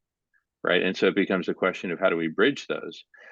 And, I think you have an extremely graceful way, Lena, of making a point, but being so, no, really, but being, Marco, back me up on this or disagree if you disagree. But I think Lena has such a graceful way of making a point and then gracefully, basically saying, look, I understand and it's okay. And let's have a chuckle about it. Or, you're very sweet about it, but you make your point, but in such a sweet way. And I've heard in so many contexts in life, it's all about how you say it. It's all in how you say it. But it's also right? about how you say it so that the conversation can continue. Like, one thing that I've learned as far as activism and as far as like, we've created, and I want to write on this, we've created a culture of isms, racism, homophobia isn't an ism, but sorry, it's still like in the context. Racism, sexism. Wow, homophobia is the only non-ism. Right, like, anyway. It falls under sexism too. Yeah, but we created this culture where we're attacking and blaming, right? And how do we move through that? How do we have conversation? How do we allow these conversations to exist on the playground versus the like freaking debate stage, right? Like, can we climb the monkey bars and like do backflips and talk about what it means to be a woman and a man in a society that's so gendered, right? Like let's Heck pretend yes. let's pretend we're both monkeys in a zoo. And we're having, how do we have this conversation? That's what I'm gonna do. Yes, we're both monkeys in a zoo. You are, yes, that is so But good. but Thank I've you. got a problem with that. Why? I've got two tails, and so I'm a monkey in a zoo with two tails.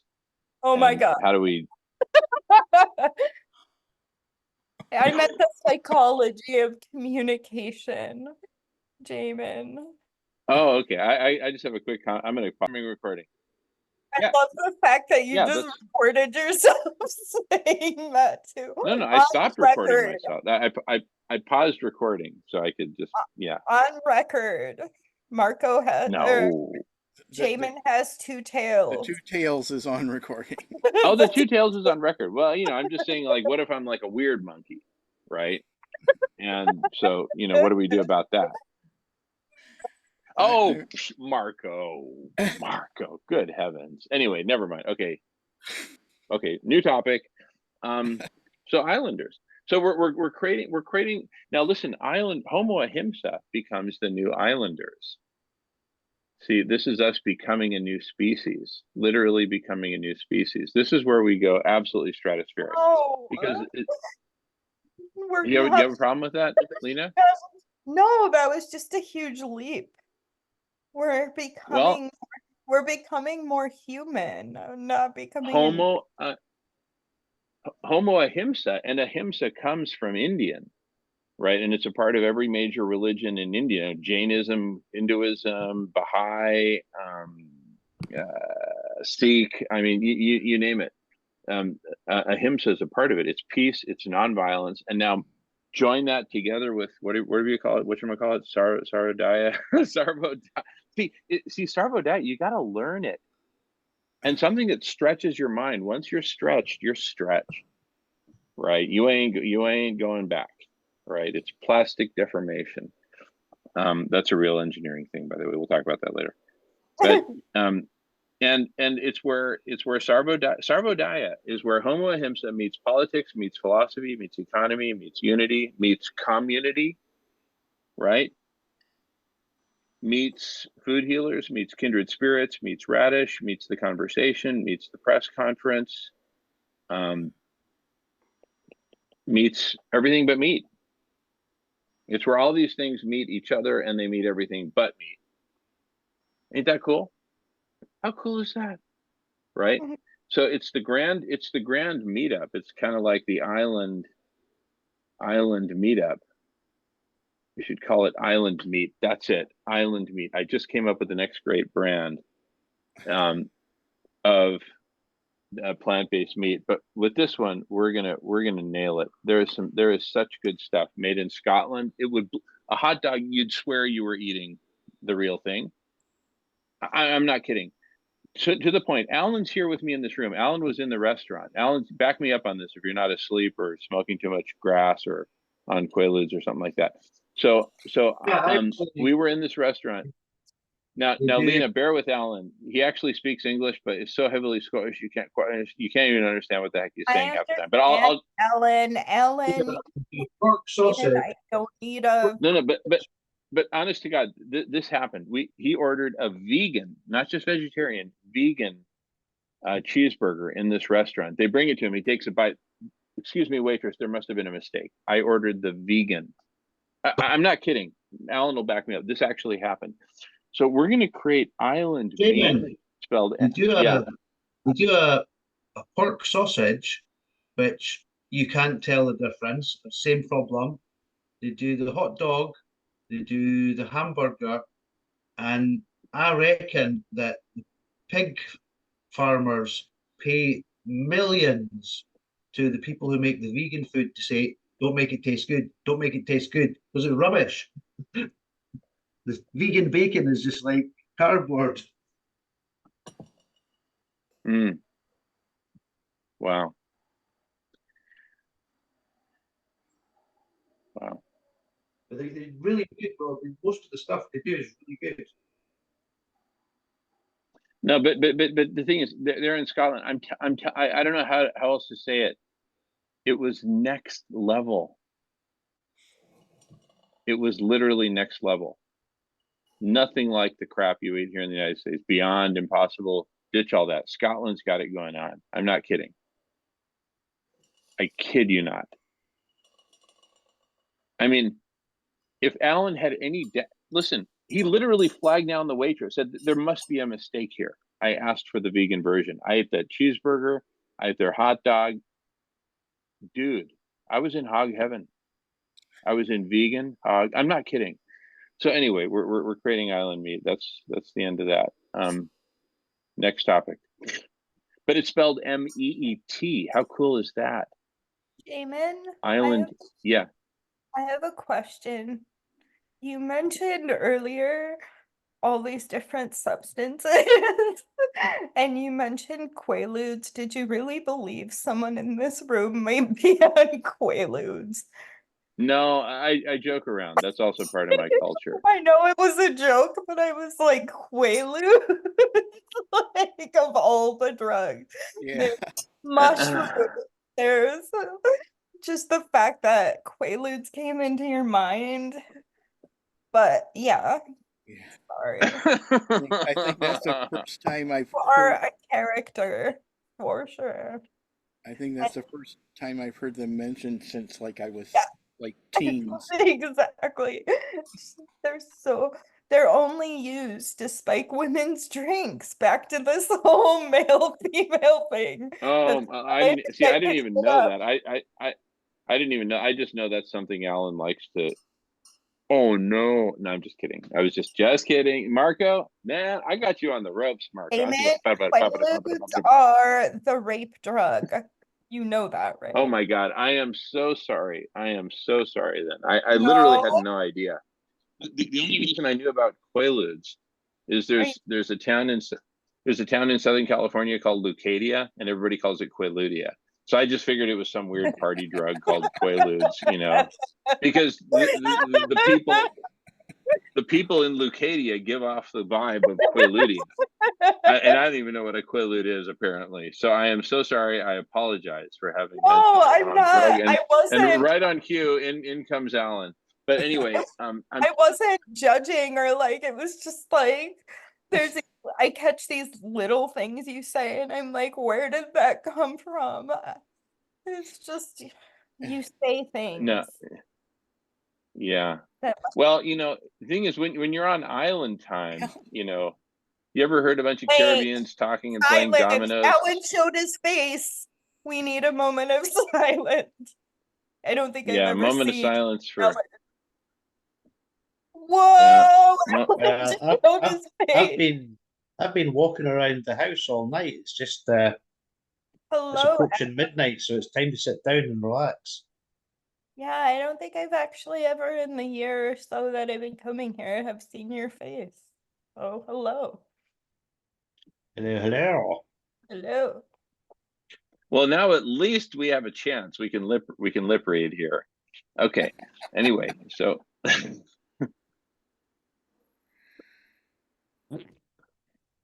Alan, how are you? I am doing very well, thank you very much. I have no idea what Jamin's talking about. I don't even have a Scottish accent.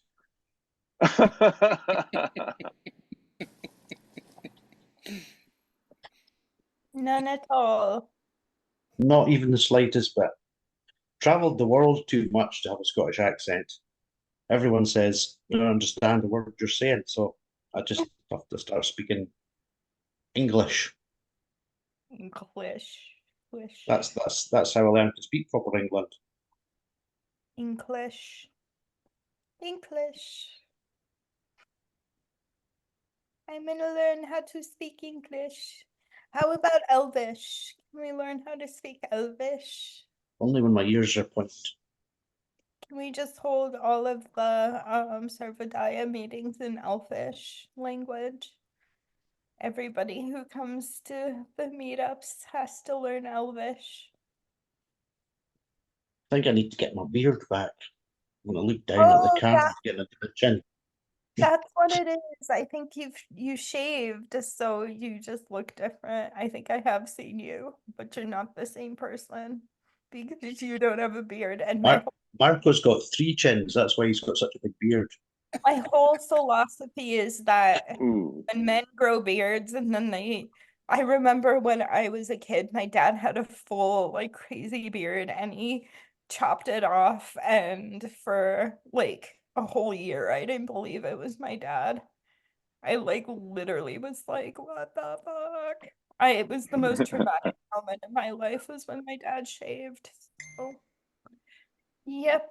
Yeah. I went through a similar experience. I wouldn't say it was traumatic. It was very jolting though, but it wasn't Yeah, traumatic. But it was Yeah. very jolting. It's like my dad, it's like he was a dog and then he became Gollum or something. It's like, what the hell? You know? Yeah. Like if my Marco dad ever was- shaved, when I if want Marco to ever shaved, disappear, I'm not even sure. when I want to disappear, all I got to do is shave, and nobody will recognize me. I'll blend right in. Yeah, exactly. Yeah, you'll be the perfect co-infiltrator. Anyway, so my goodness, but this is so exciting. All of this, I love this whole island concept. I happen to live on an island. Well, guess what? We all live on an island. So does James, right? Whoa, beautiful. Dang. That's what happens when you get old. Oh my goodness. It's worse. Yeah, you it's worse can't than do What that happens when you anymore. get old? Guys, old guys in the room, look, you can't do that anymore. That's what happens when you get old. You know how old I am, Jamin? 42. 25? Yeah, you have no idea how old I am, do you? 42. Yes, I am You're 40. That's only 42. only because Look, Synchronicity Express. How'd you know? Synchronicity Express. Wait, how'd you because know? that because that's Because what for us, the number everybody 42 is quite sacred. 42. I don't know anybody that's not 42. You're the first person ever who has guessed. That's amazing. I must have announced it somewhere, but That's funny. Everything for Alan is 42. Yeah, exactly. It's the only So, message I nope. send to Marco every day at 42 minutes past. I send the 42, so it comes up at 42 minutes past 42. Yeah, so send them that don't maybe take 3 or that 4 times a personally, day. Lena. You certainly don't look 42. I can tell you that for sure. You look more like 24, like they flipped the digits or something. that's only because of the lighting. But whoa, dog. Holy cow. But oh my goodness, look at how far we've come. I mean, Marco, have we ever taken so much ground in one day in terms of like concept building? We've now got a complete set of principles, which I can review quickly. In fact, Alina, for your benefit, I'm just going to name them, and if you want to drill into anyone, just say, hey, stop. Principle number 1, alternate systems, alternate reality, Bucky Fuller style. Principle number 2, it starts with conversations, the collective mind power of what we're striving to become, Chizzy. Principle number 3, look at the evolution of the whole thing, and it's taken a full circle so that we come back to the place to know it for the first time, which are in-person meetings, and Zoom is a good proxy, but not perfect. Principle 4, yes, it's about governance, Stan. Principle number 5, old farts. Principle number 6, not just outrunning AI, outpacing AI, or even out accelerating AI. We're going to out exponentiate AI with Chizzy.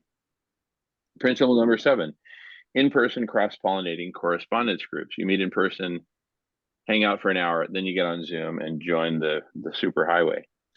Principle number 8, the artificial flavor of NAG, which stands for non-aligned individuals and groups. Principle number 9, us versus them. Principle number 10, organic. And the title is, but we have Xerox machines. And the subtext is sex and the shitty. Principle number 11, you know, whip it out. And that comes from Sex and the Shitty. Principle number 12, Americans, huh? Yeah, go ahead. That's Sex and the Shitty. Sex and the Shitty acknowledges that we are in a really shitty spot right now, and there's really no other word for it. And it includes exponential global warming, exponential destruction of the biosphere, exponential violence, exponential war, and pretty much exponential of everything bad, including unchecked AI, terrorism, blah, blah, blah, blah, blah, you name it. Poverty, suffering, starvation, destruction of, you know, blah, blah, blah, you name it, overheating, everything. It's all exponential in the wrong direction. And we need to stop and reverse it all. So we might as well call it, but the sex part is about us being proactive, right? And as opposed to, you know, in a more, like, for example, a male plant will spit out pollen and a female plant receives it. I'm saying it's time for us to spit out the solution because we've got it. And then I go deeper on that. Anyway, principle 11. So principle 11 is take that approach as opposed to the opposite approach, which is a more passive approach, like, oh, it's happening, let's just let it happen. No, it ain't just happening. And it certainly ain't just happening fast enough. Let's make it happen. Principle number 12 is Sarvodaya. And principle number 13 is, if I can get there, because I got all these notes. Shoot, I hadn't even captured it yet. Anyway, I'll figure out 13. I was just about to write it down. Got sucked back in. Passing the Amen. As you know, Klaus Schwab and his World Economic Forum, has anyone else seen supposedly clips from the World Economic Forum's site? You know how they say you'll own nothing and you'll be happy? They're saying that once they control the digital programmable currency, that you get 1 ounce of beef a month, because he wants it to be a vegan world. I mean, I don't think Klaus Schwab's going about it particularly the right way, but by 2030, he reckons we're going to be forced to do it if we don't get it done before then. I mean, has anyone else heard about the 1 ounce thing? Because I'd like to find where it said that, because you get so much stuff on Facebook that's like deep fake or made up. So I usually just go straight to the World Economic Forum site and check that it actually said that.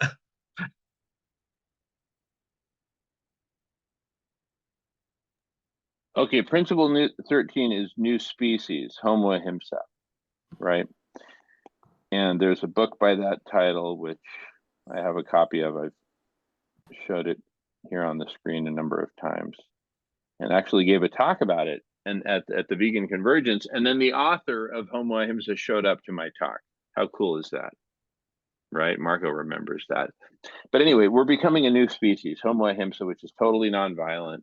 And then through nonviolence, we all lift each other up. So it goes hand in hand with Sarvodaya. Sarvodaya is the missing piece because it covers the very politics that Stan was talking about earlier, that we need to go through the route that the best magnet for conversations is political. And Sarvodaya is definitely political. It's about what is politics? And in terms of its roots, you know, it's about people coming together to sort out their affairs. That's politics. Simple as that. They're collective affairs. Look, what I do in the privacy of my bathroom is not a public concern, nor do they need to know about, nor do I want them to know about. Okay. But when I'm out on the town square talking it up, I want everyone to know about it. So it's really binary, private, public. And so we're creating this kind of ultimate public commons, right? And when we say public and for all, it's for all life, not just for all humanity. So Sarvodaya really captures it. Homo ahimsa, the two of those together, those are the two missing wonder twins who got separated at birth. Sarvodaya and Homo ahimsa, the two wonder twins. Ain't that beautiful, Marco? they're the two wonder twins separated at birth, because in fact it was worse than separation. Each was kind of banished by default from modern culture. Wouldn't you say that's fair, Marco? Homo ahimsa was banished because we were brought up on meat and milk, and Sarvodaya was banished because everyone knows that the American way is the best. You go out, vote every 4 years, and then spend the interim making as much money as you can, no matter what the cost to other people or the planet. And that's the best possible way. That's part of mother culture, Daniel Quinn's mother culture, telling us that it's the best possible way. It shouldn't be any better. It couldn't be any better. It couldn't be any other way. This is the way it is. Yeah, that's all part of the 1984 situation that was alluded to earlier, that we're cruising into, right? Where everything's rationed. You know, it's very Orwellian from myriad angles, including censorship. Look at all the censorship that's around right now. So this is a challenge to all the above. No more censorship, totally public, reclaiming the public commons, making sure everyone has Allen's green grapes to eat, right? Free food for all, right? In fact, that'll probably be our logo, Allen holding up a grape. Very, very grateful for these. Very grateful. Yeah. Okay. Gotcha. Beautiful. So it's not just separated at birth. They were banished at birth. Banished at birth. Right? Sarvodaya, it used to be Sarvodaya.us was no Sarvodaya at all, because that was banished here. But now with but we're changing the name to Sarvodaya.us. How cool is that? Same spelling, different name, different meaning. Sarvodaya.us. It's our Sarvodaya. It's our public commons. It's our right to come together however we want. And the interesting thing is, as anti-American as this is in terms of American capitalism, it is deeply American in terms of freedom of assembly, freedom of cooperation, freedom of association. We can associate however we want. If we want to get together and do a barn raising, is that against U.S. law? Is that against Michigan law, Marco? Last time I checked, I'm not really an expert in Michigan law. Are barn raisings illegal in Michigan? Of course not. If we want to get together and raise the barn of Sarvodaya, right, and let it be a common public space for the whole community, there we go. Actually, barns aren't very vegan, right? No, you can store hay in a barn. No, but what do you do with hay? Okay, scratch that one from the record. Let's just say vegan barns. Or you can A store vegan your barn grain raising, that's and it. vegetables A in vegan barn. barn raising. Yeah, store grain. Yeah, that's it. Marco, thank you. Thank you. Anyway, so we bring together these two. Homo ahimsa meets Sarvodaya. In fact, I'm going to propose this to Silas as an extension of building upon our previous, shoot, that's tomorrow, the vegan convergence. Anyway, I'm just going to say, you know, let's, Homo ahimsa meets Sarvodaya. I'm just going to send him an email right now. He'll love it. Homo ahimsa meets Sarvodaya.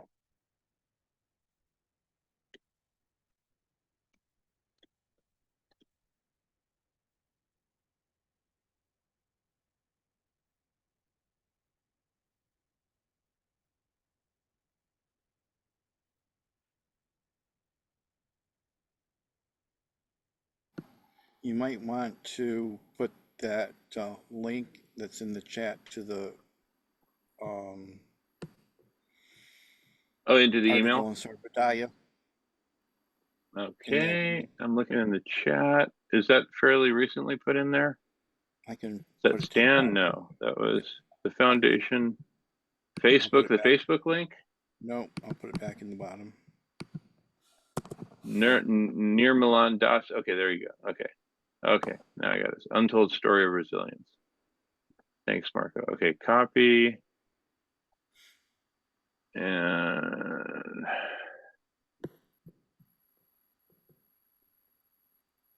Can I ask a serious question for the record? And you don't have to answer it now because it might take some thinking about. But how do you feel about veganism for pets or animals? Because my dog will eat vegetables and meat, but obviously they recommend meat.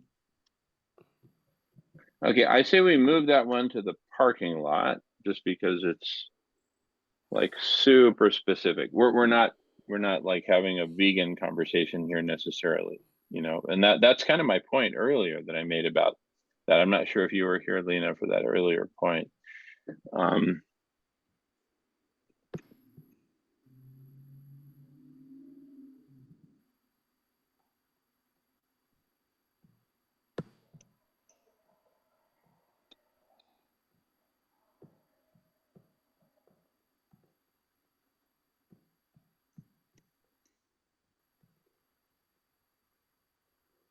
What was that thing that they said in there? Let's see, it was like uplifting and unity and something like that. Here we go, here we go.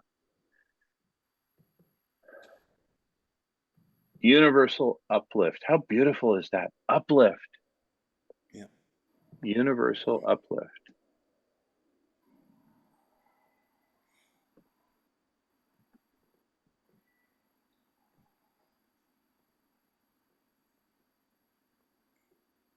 Yeah, I like the definition of the awakening of all through the sharing of energy.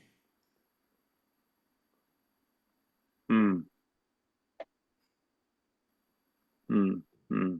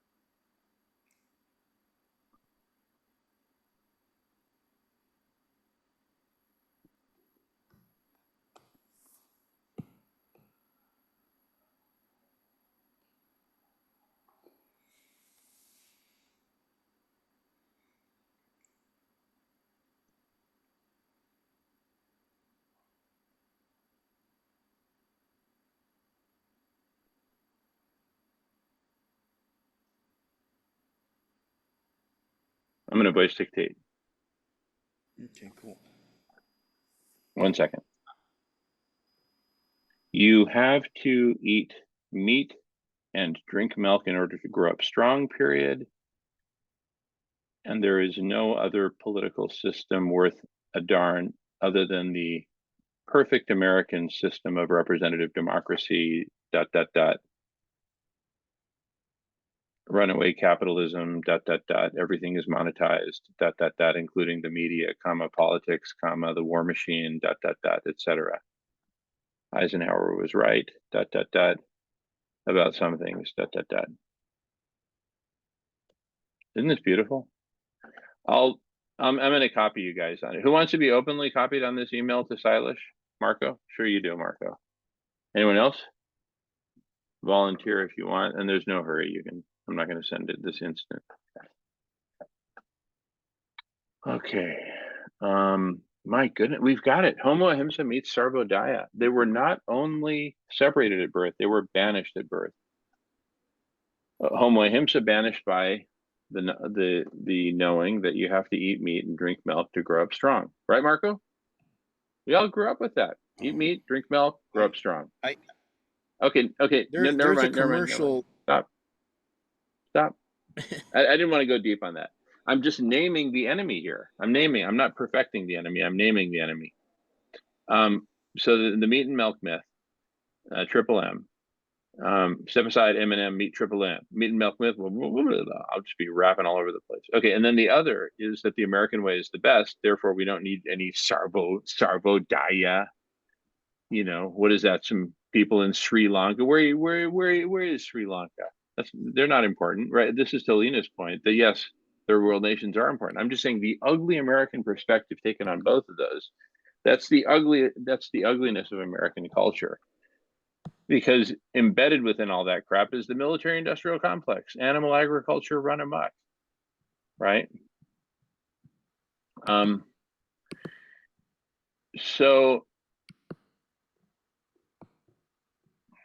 anyway, so Sarvodaya, Homo ahimsa meets Sarvodaya. Okay, I'm going to hit send any moment now, unless somebody else wants to be on the whatchamacallit, the thread. No pressure. Anyway, we've got 13 amazing principles now.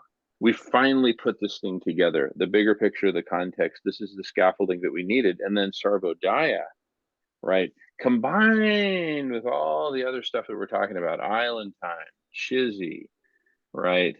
Neg. Isn't Neg a beautiful name? Neg, N-A-I-G, right?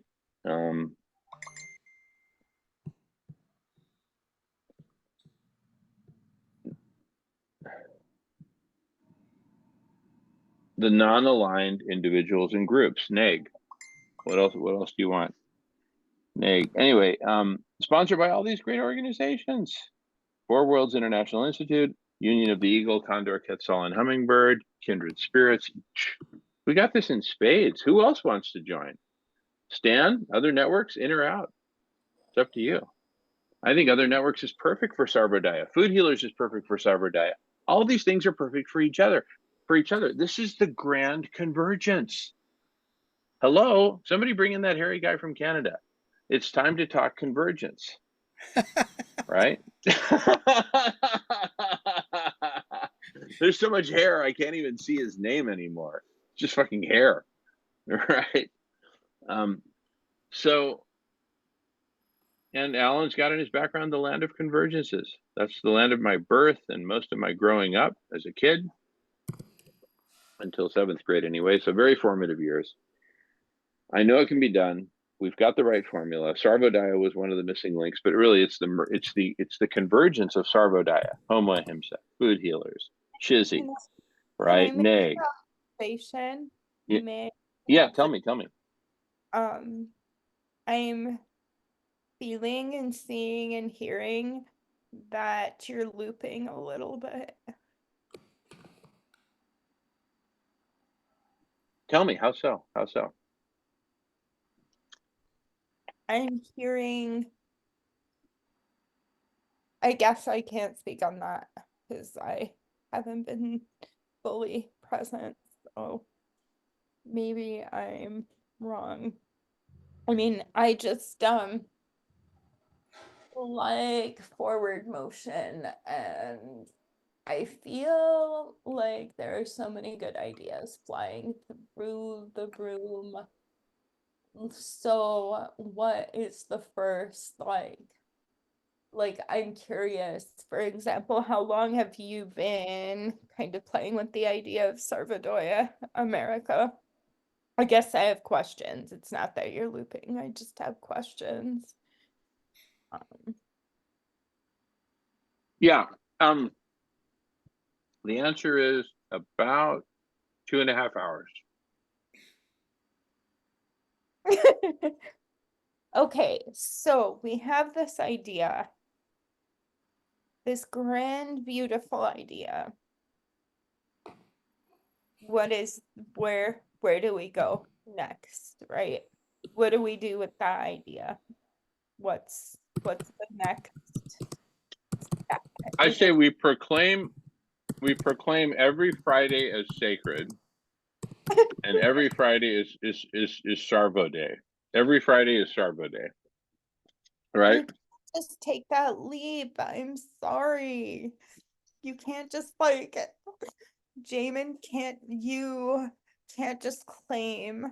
Well, maybe you can claim a national holiday, or like maybe you do have power. I don't know. I'm like, you gotta figure out the steps. How do we get to Friday being right? Like, how do we get there? I mean, right now, Well, we do have to. I guess it's good ideas are being thrown out, and we're just in the idea stage, so I understand. I wasn't sure if Marco, look at the grace. Marco, look at the grace.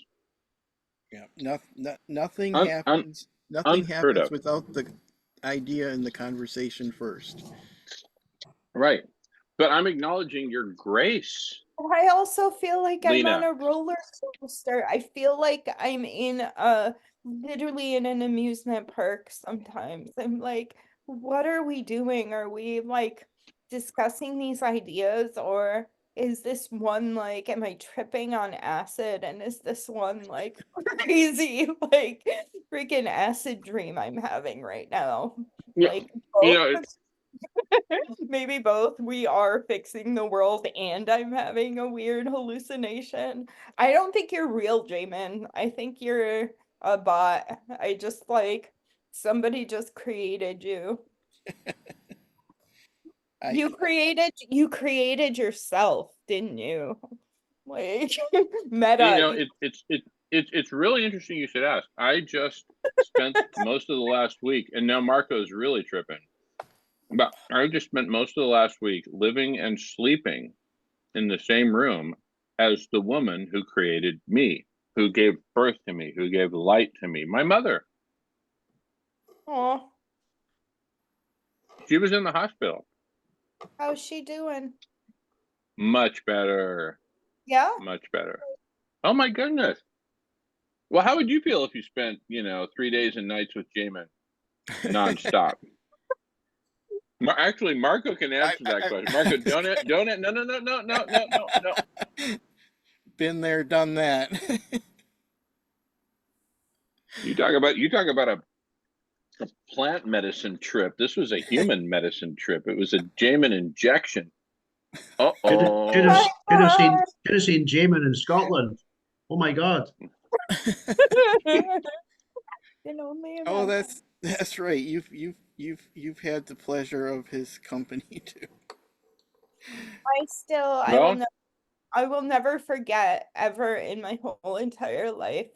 And I'm gonna probably mention this to other women, how we were having that conversation and I was like, Jamin, don't relegate me down to my female like beauty and my physical. And Jamin disappears for a little bit and then he comes back in a Darth Vader mask. Like that was perfect. That was like the perfect amount of comedic relief slash like accountability. That was like a weird silent way of holding yourself accountable, like a metaphoric, like, look, I am the enemy here, and there's nothing I can do. This is how I was born, so I will just wear my dunce cap, aka Darth Vader mask, and show you that I get it. I get it, Lena. And can we just move on and Lena, don't worry too much about him singling you out with the beauty thing. When he was in Scotland, he wouldn't stop talking about me. beautiful. Noted. Jamin, can you name one ugly thing? Can you name one thing you don't see beauty in? I don't think Jamin could. You're silent. We lost your audio, Jamie. I think for the first time in ever, he's been actually lost for words. Is his lips moving? No, we don't have audio, Jamie. Are your earbuds dead? Jamin. Do you hear us? Jamie.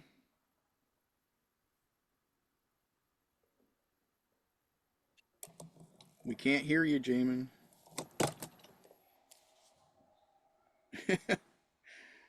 Well, Chris, maybe that's a nice break right now. I can hear him chewing. I don't think he's speaking. I think he's just chewing or something. So do you want to hear my daily drama? No, I'm not even going to mention it. Jen canceled my glass bead game today. I saw that. Yeah, that's not okay. That was without my consent. I was wondering what the story behind that. Read because I deleted the text because I got freaked out because I got a hate email. So I deleted the message. And then Jen, I had private messaged everyone, right? Anyway, that I wanted to invite about 10 people. And then Jen, like freaking, I was writing a response and Jen started bitching at me about how that's unprofessional. And she literally told me that I was incapable of leading glass bead games and how I can do behind the, and I'm like, love, you've been doing glass bead game for 4 years. I've been studying the book and sacred glass bead societies for freaking 8 years, and I haven't even shared with you because I don't fully trust you. And now everything comes out, so I'm done. I'm not gonna like, yeah, it's just like I'm not gonna be relegated down to like once again, like I'm never telling anybody that I'm neurodiverse that I'm working with because yeah, I hear you. there's another person. It's like collective consciousness fucking has to, emergent comments has to get their act together. Jamin, your hand is up. No, But I kid you not. I was recording only what I was saying, and then I ended it. And when I checked to see how long it had been recording, only my part of the conversation, because I had earbuds in, 2 hours, 22 minutes, 22 seconds. I kid you not. Back to you, Lena. no, I was just bitching about like it was weird coming into this room and getting all the praise after I got completely shut down by like two people that are both highly narcissistic, and I'm not gonna take it personally. It's like, and I just got a message. I am so disappointed in you. It's like, okay, you totally just spoke for me and canceled my meeting for me. Like, I'm not gonna talk to you. Like, I'm just not gonna communicate with you after you did that. Sorry. Like, I'm moving forward. Like, you canceled my meeting. Like, and told me I wasn't ready when you had no fucking clue, and you asked, "Can I help you with anything?" And I said, "No, I got it." And I was freaking in touch with, once again, it's like I was in touch with the Glass Bead Game Society and talking to this mathematician that I wanted to kind of announce that I was bringing forward, which I wrote in the message, check the Glass Bead message, but I'm not posting in that room ever again either. So yeah. Yeah. Well, it just brings me back to something my mom told me towards the last was she's the first person that said this to me. She said, you know, you need to go where you're celebrated, not where you're tolerated. No, And but it's also like I'm not going to, it's not about tolerating. It's just like I'm on a different plane because I'm doing a lot of sacred wisdom. Like I'm not like connecting it to tech right now. I'm over like I don't know. A part of me, we need to create online spaces, but we need to also get the fuck offline. You know, like, excuse my language, supposedly swearing isn't graceful. So I will refrain.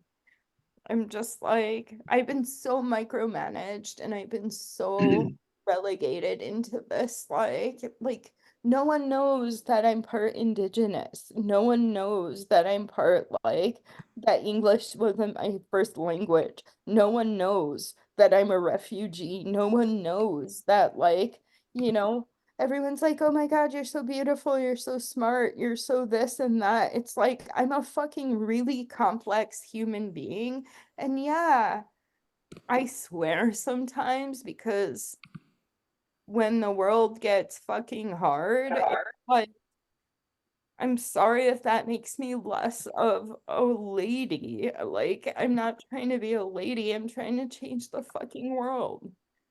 Sorry. I'm indigenous. I think most Scottish people are indigenous, except for the immigrants Mm, and the Vikings. Hey, me let's too. do the traditional welcome, okay? Oh my goodness, sweetheart. Can't Hey, hear you yet. sweetheart. Oh, there Hi, she is. Gretel. Hi, Hey, Gretel. Hi, Melissa.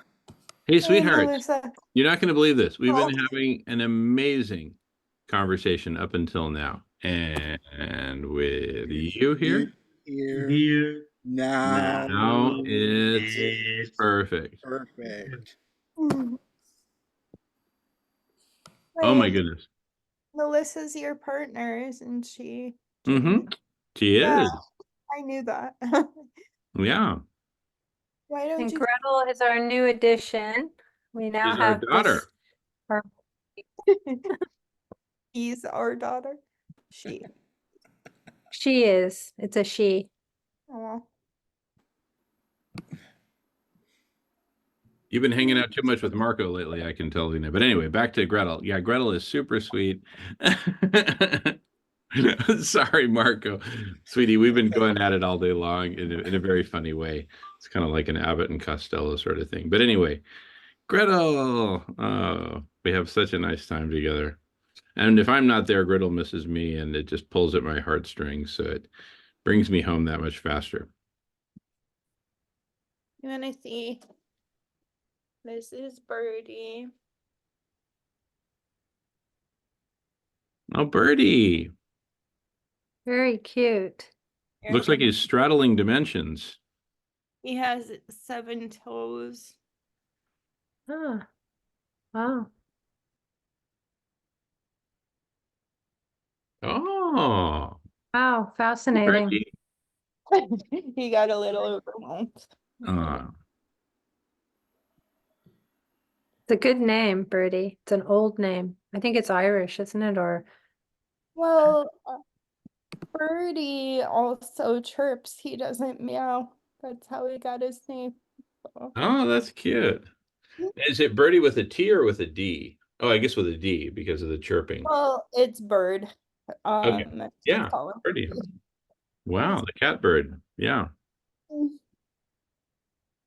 How long have you guys had her? Just a few months. Oh, I Yeah. think we got her last year in the fall, didn't we, Jamin? Like around October. I thought it was She's- closer to November, but who's counting? She's a rescue. mm-hmm. Yeah, she's a Sweeney, so half Chihuahua, half wiener dog, dachshund. Oh, It's a very cute mix. But you got the proportions a little off. It's I Chihuahua half wiener dog mix. What? Sorry. Every once in a while I have a misfire.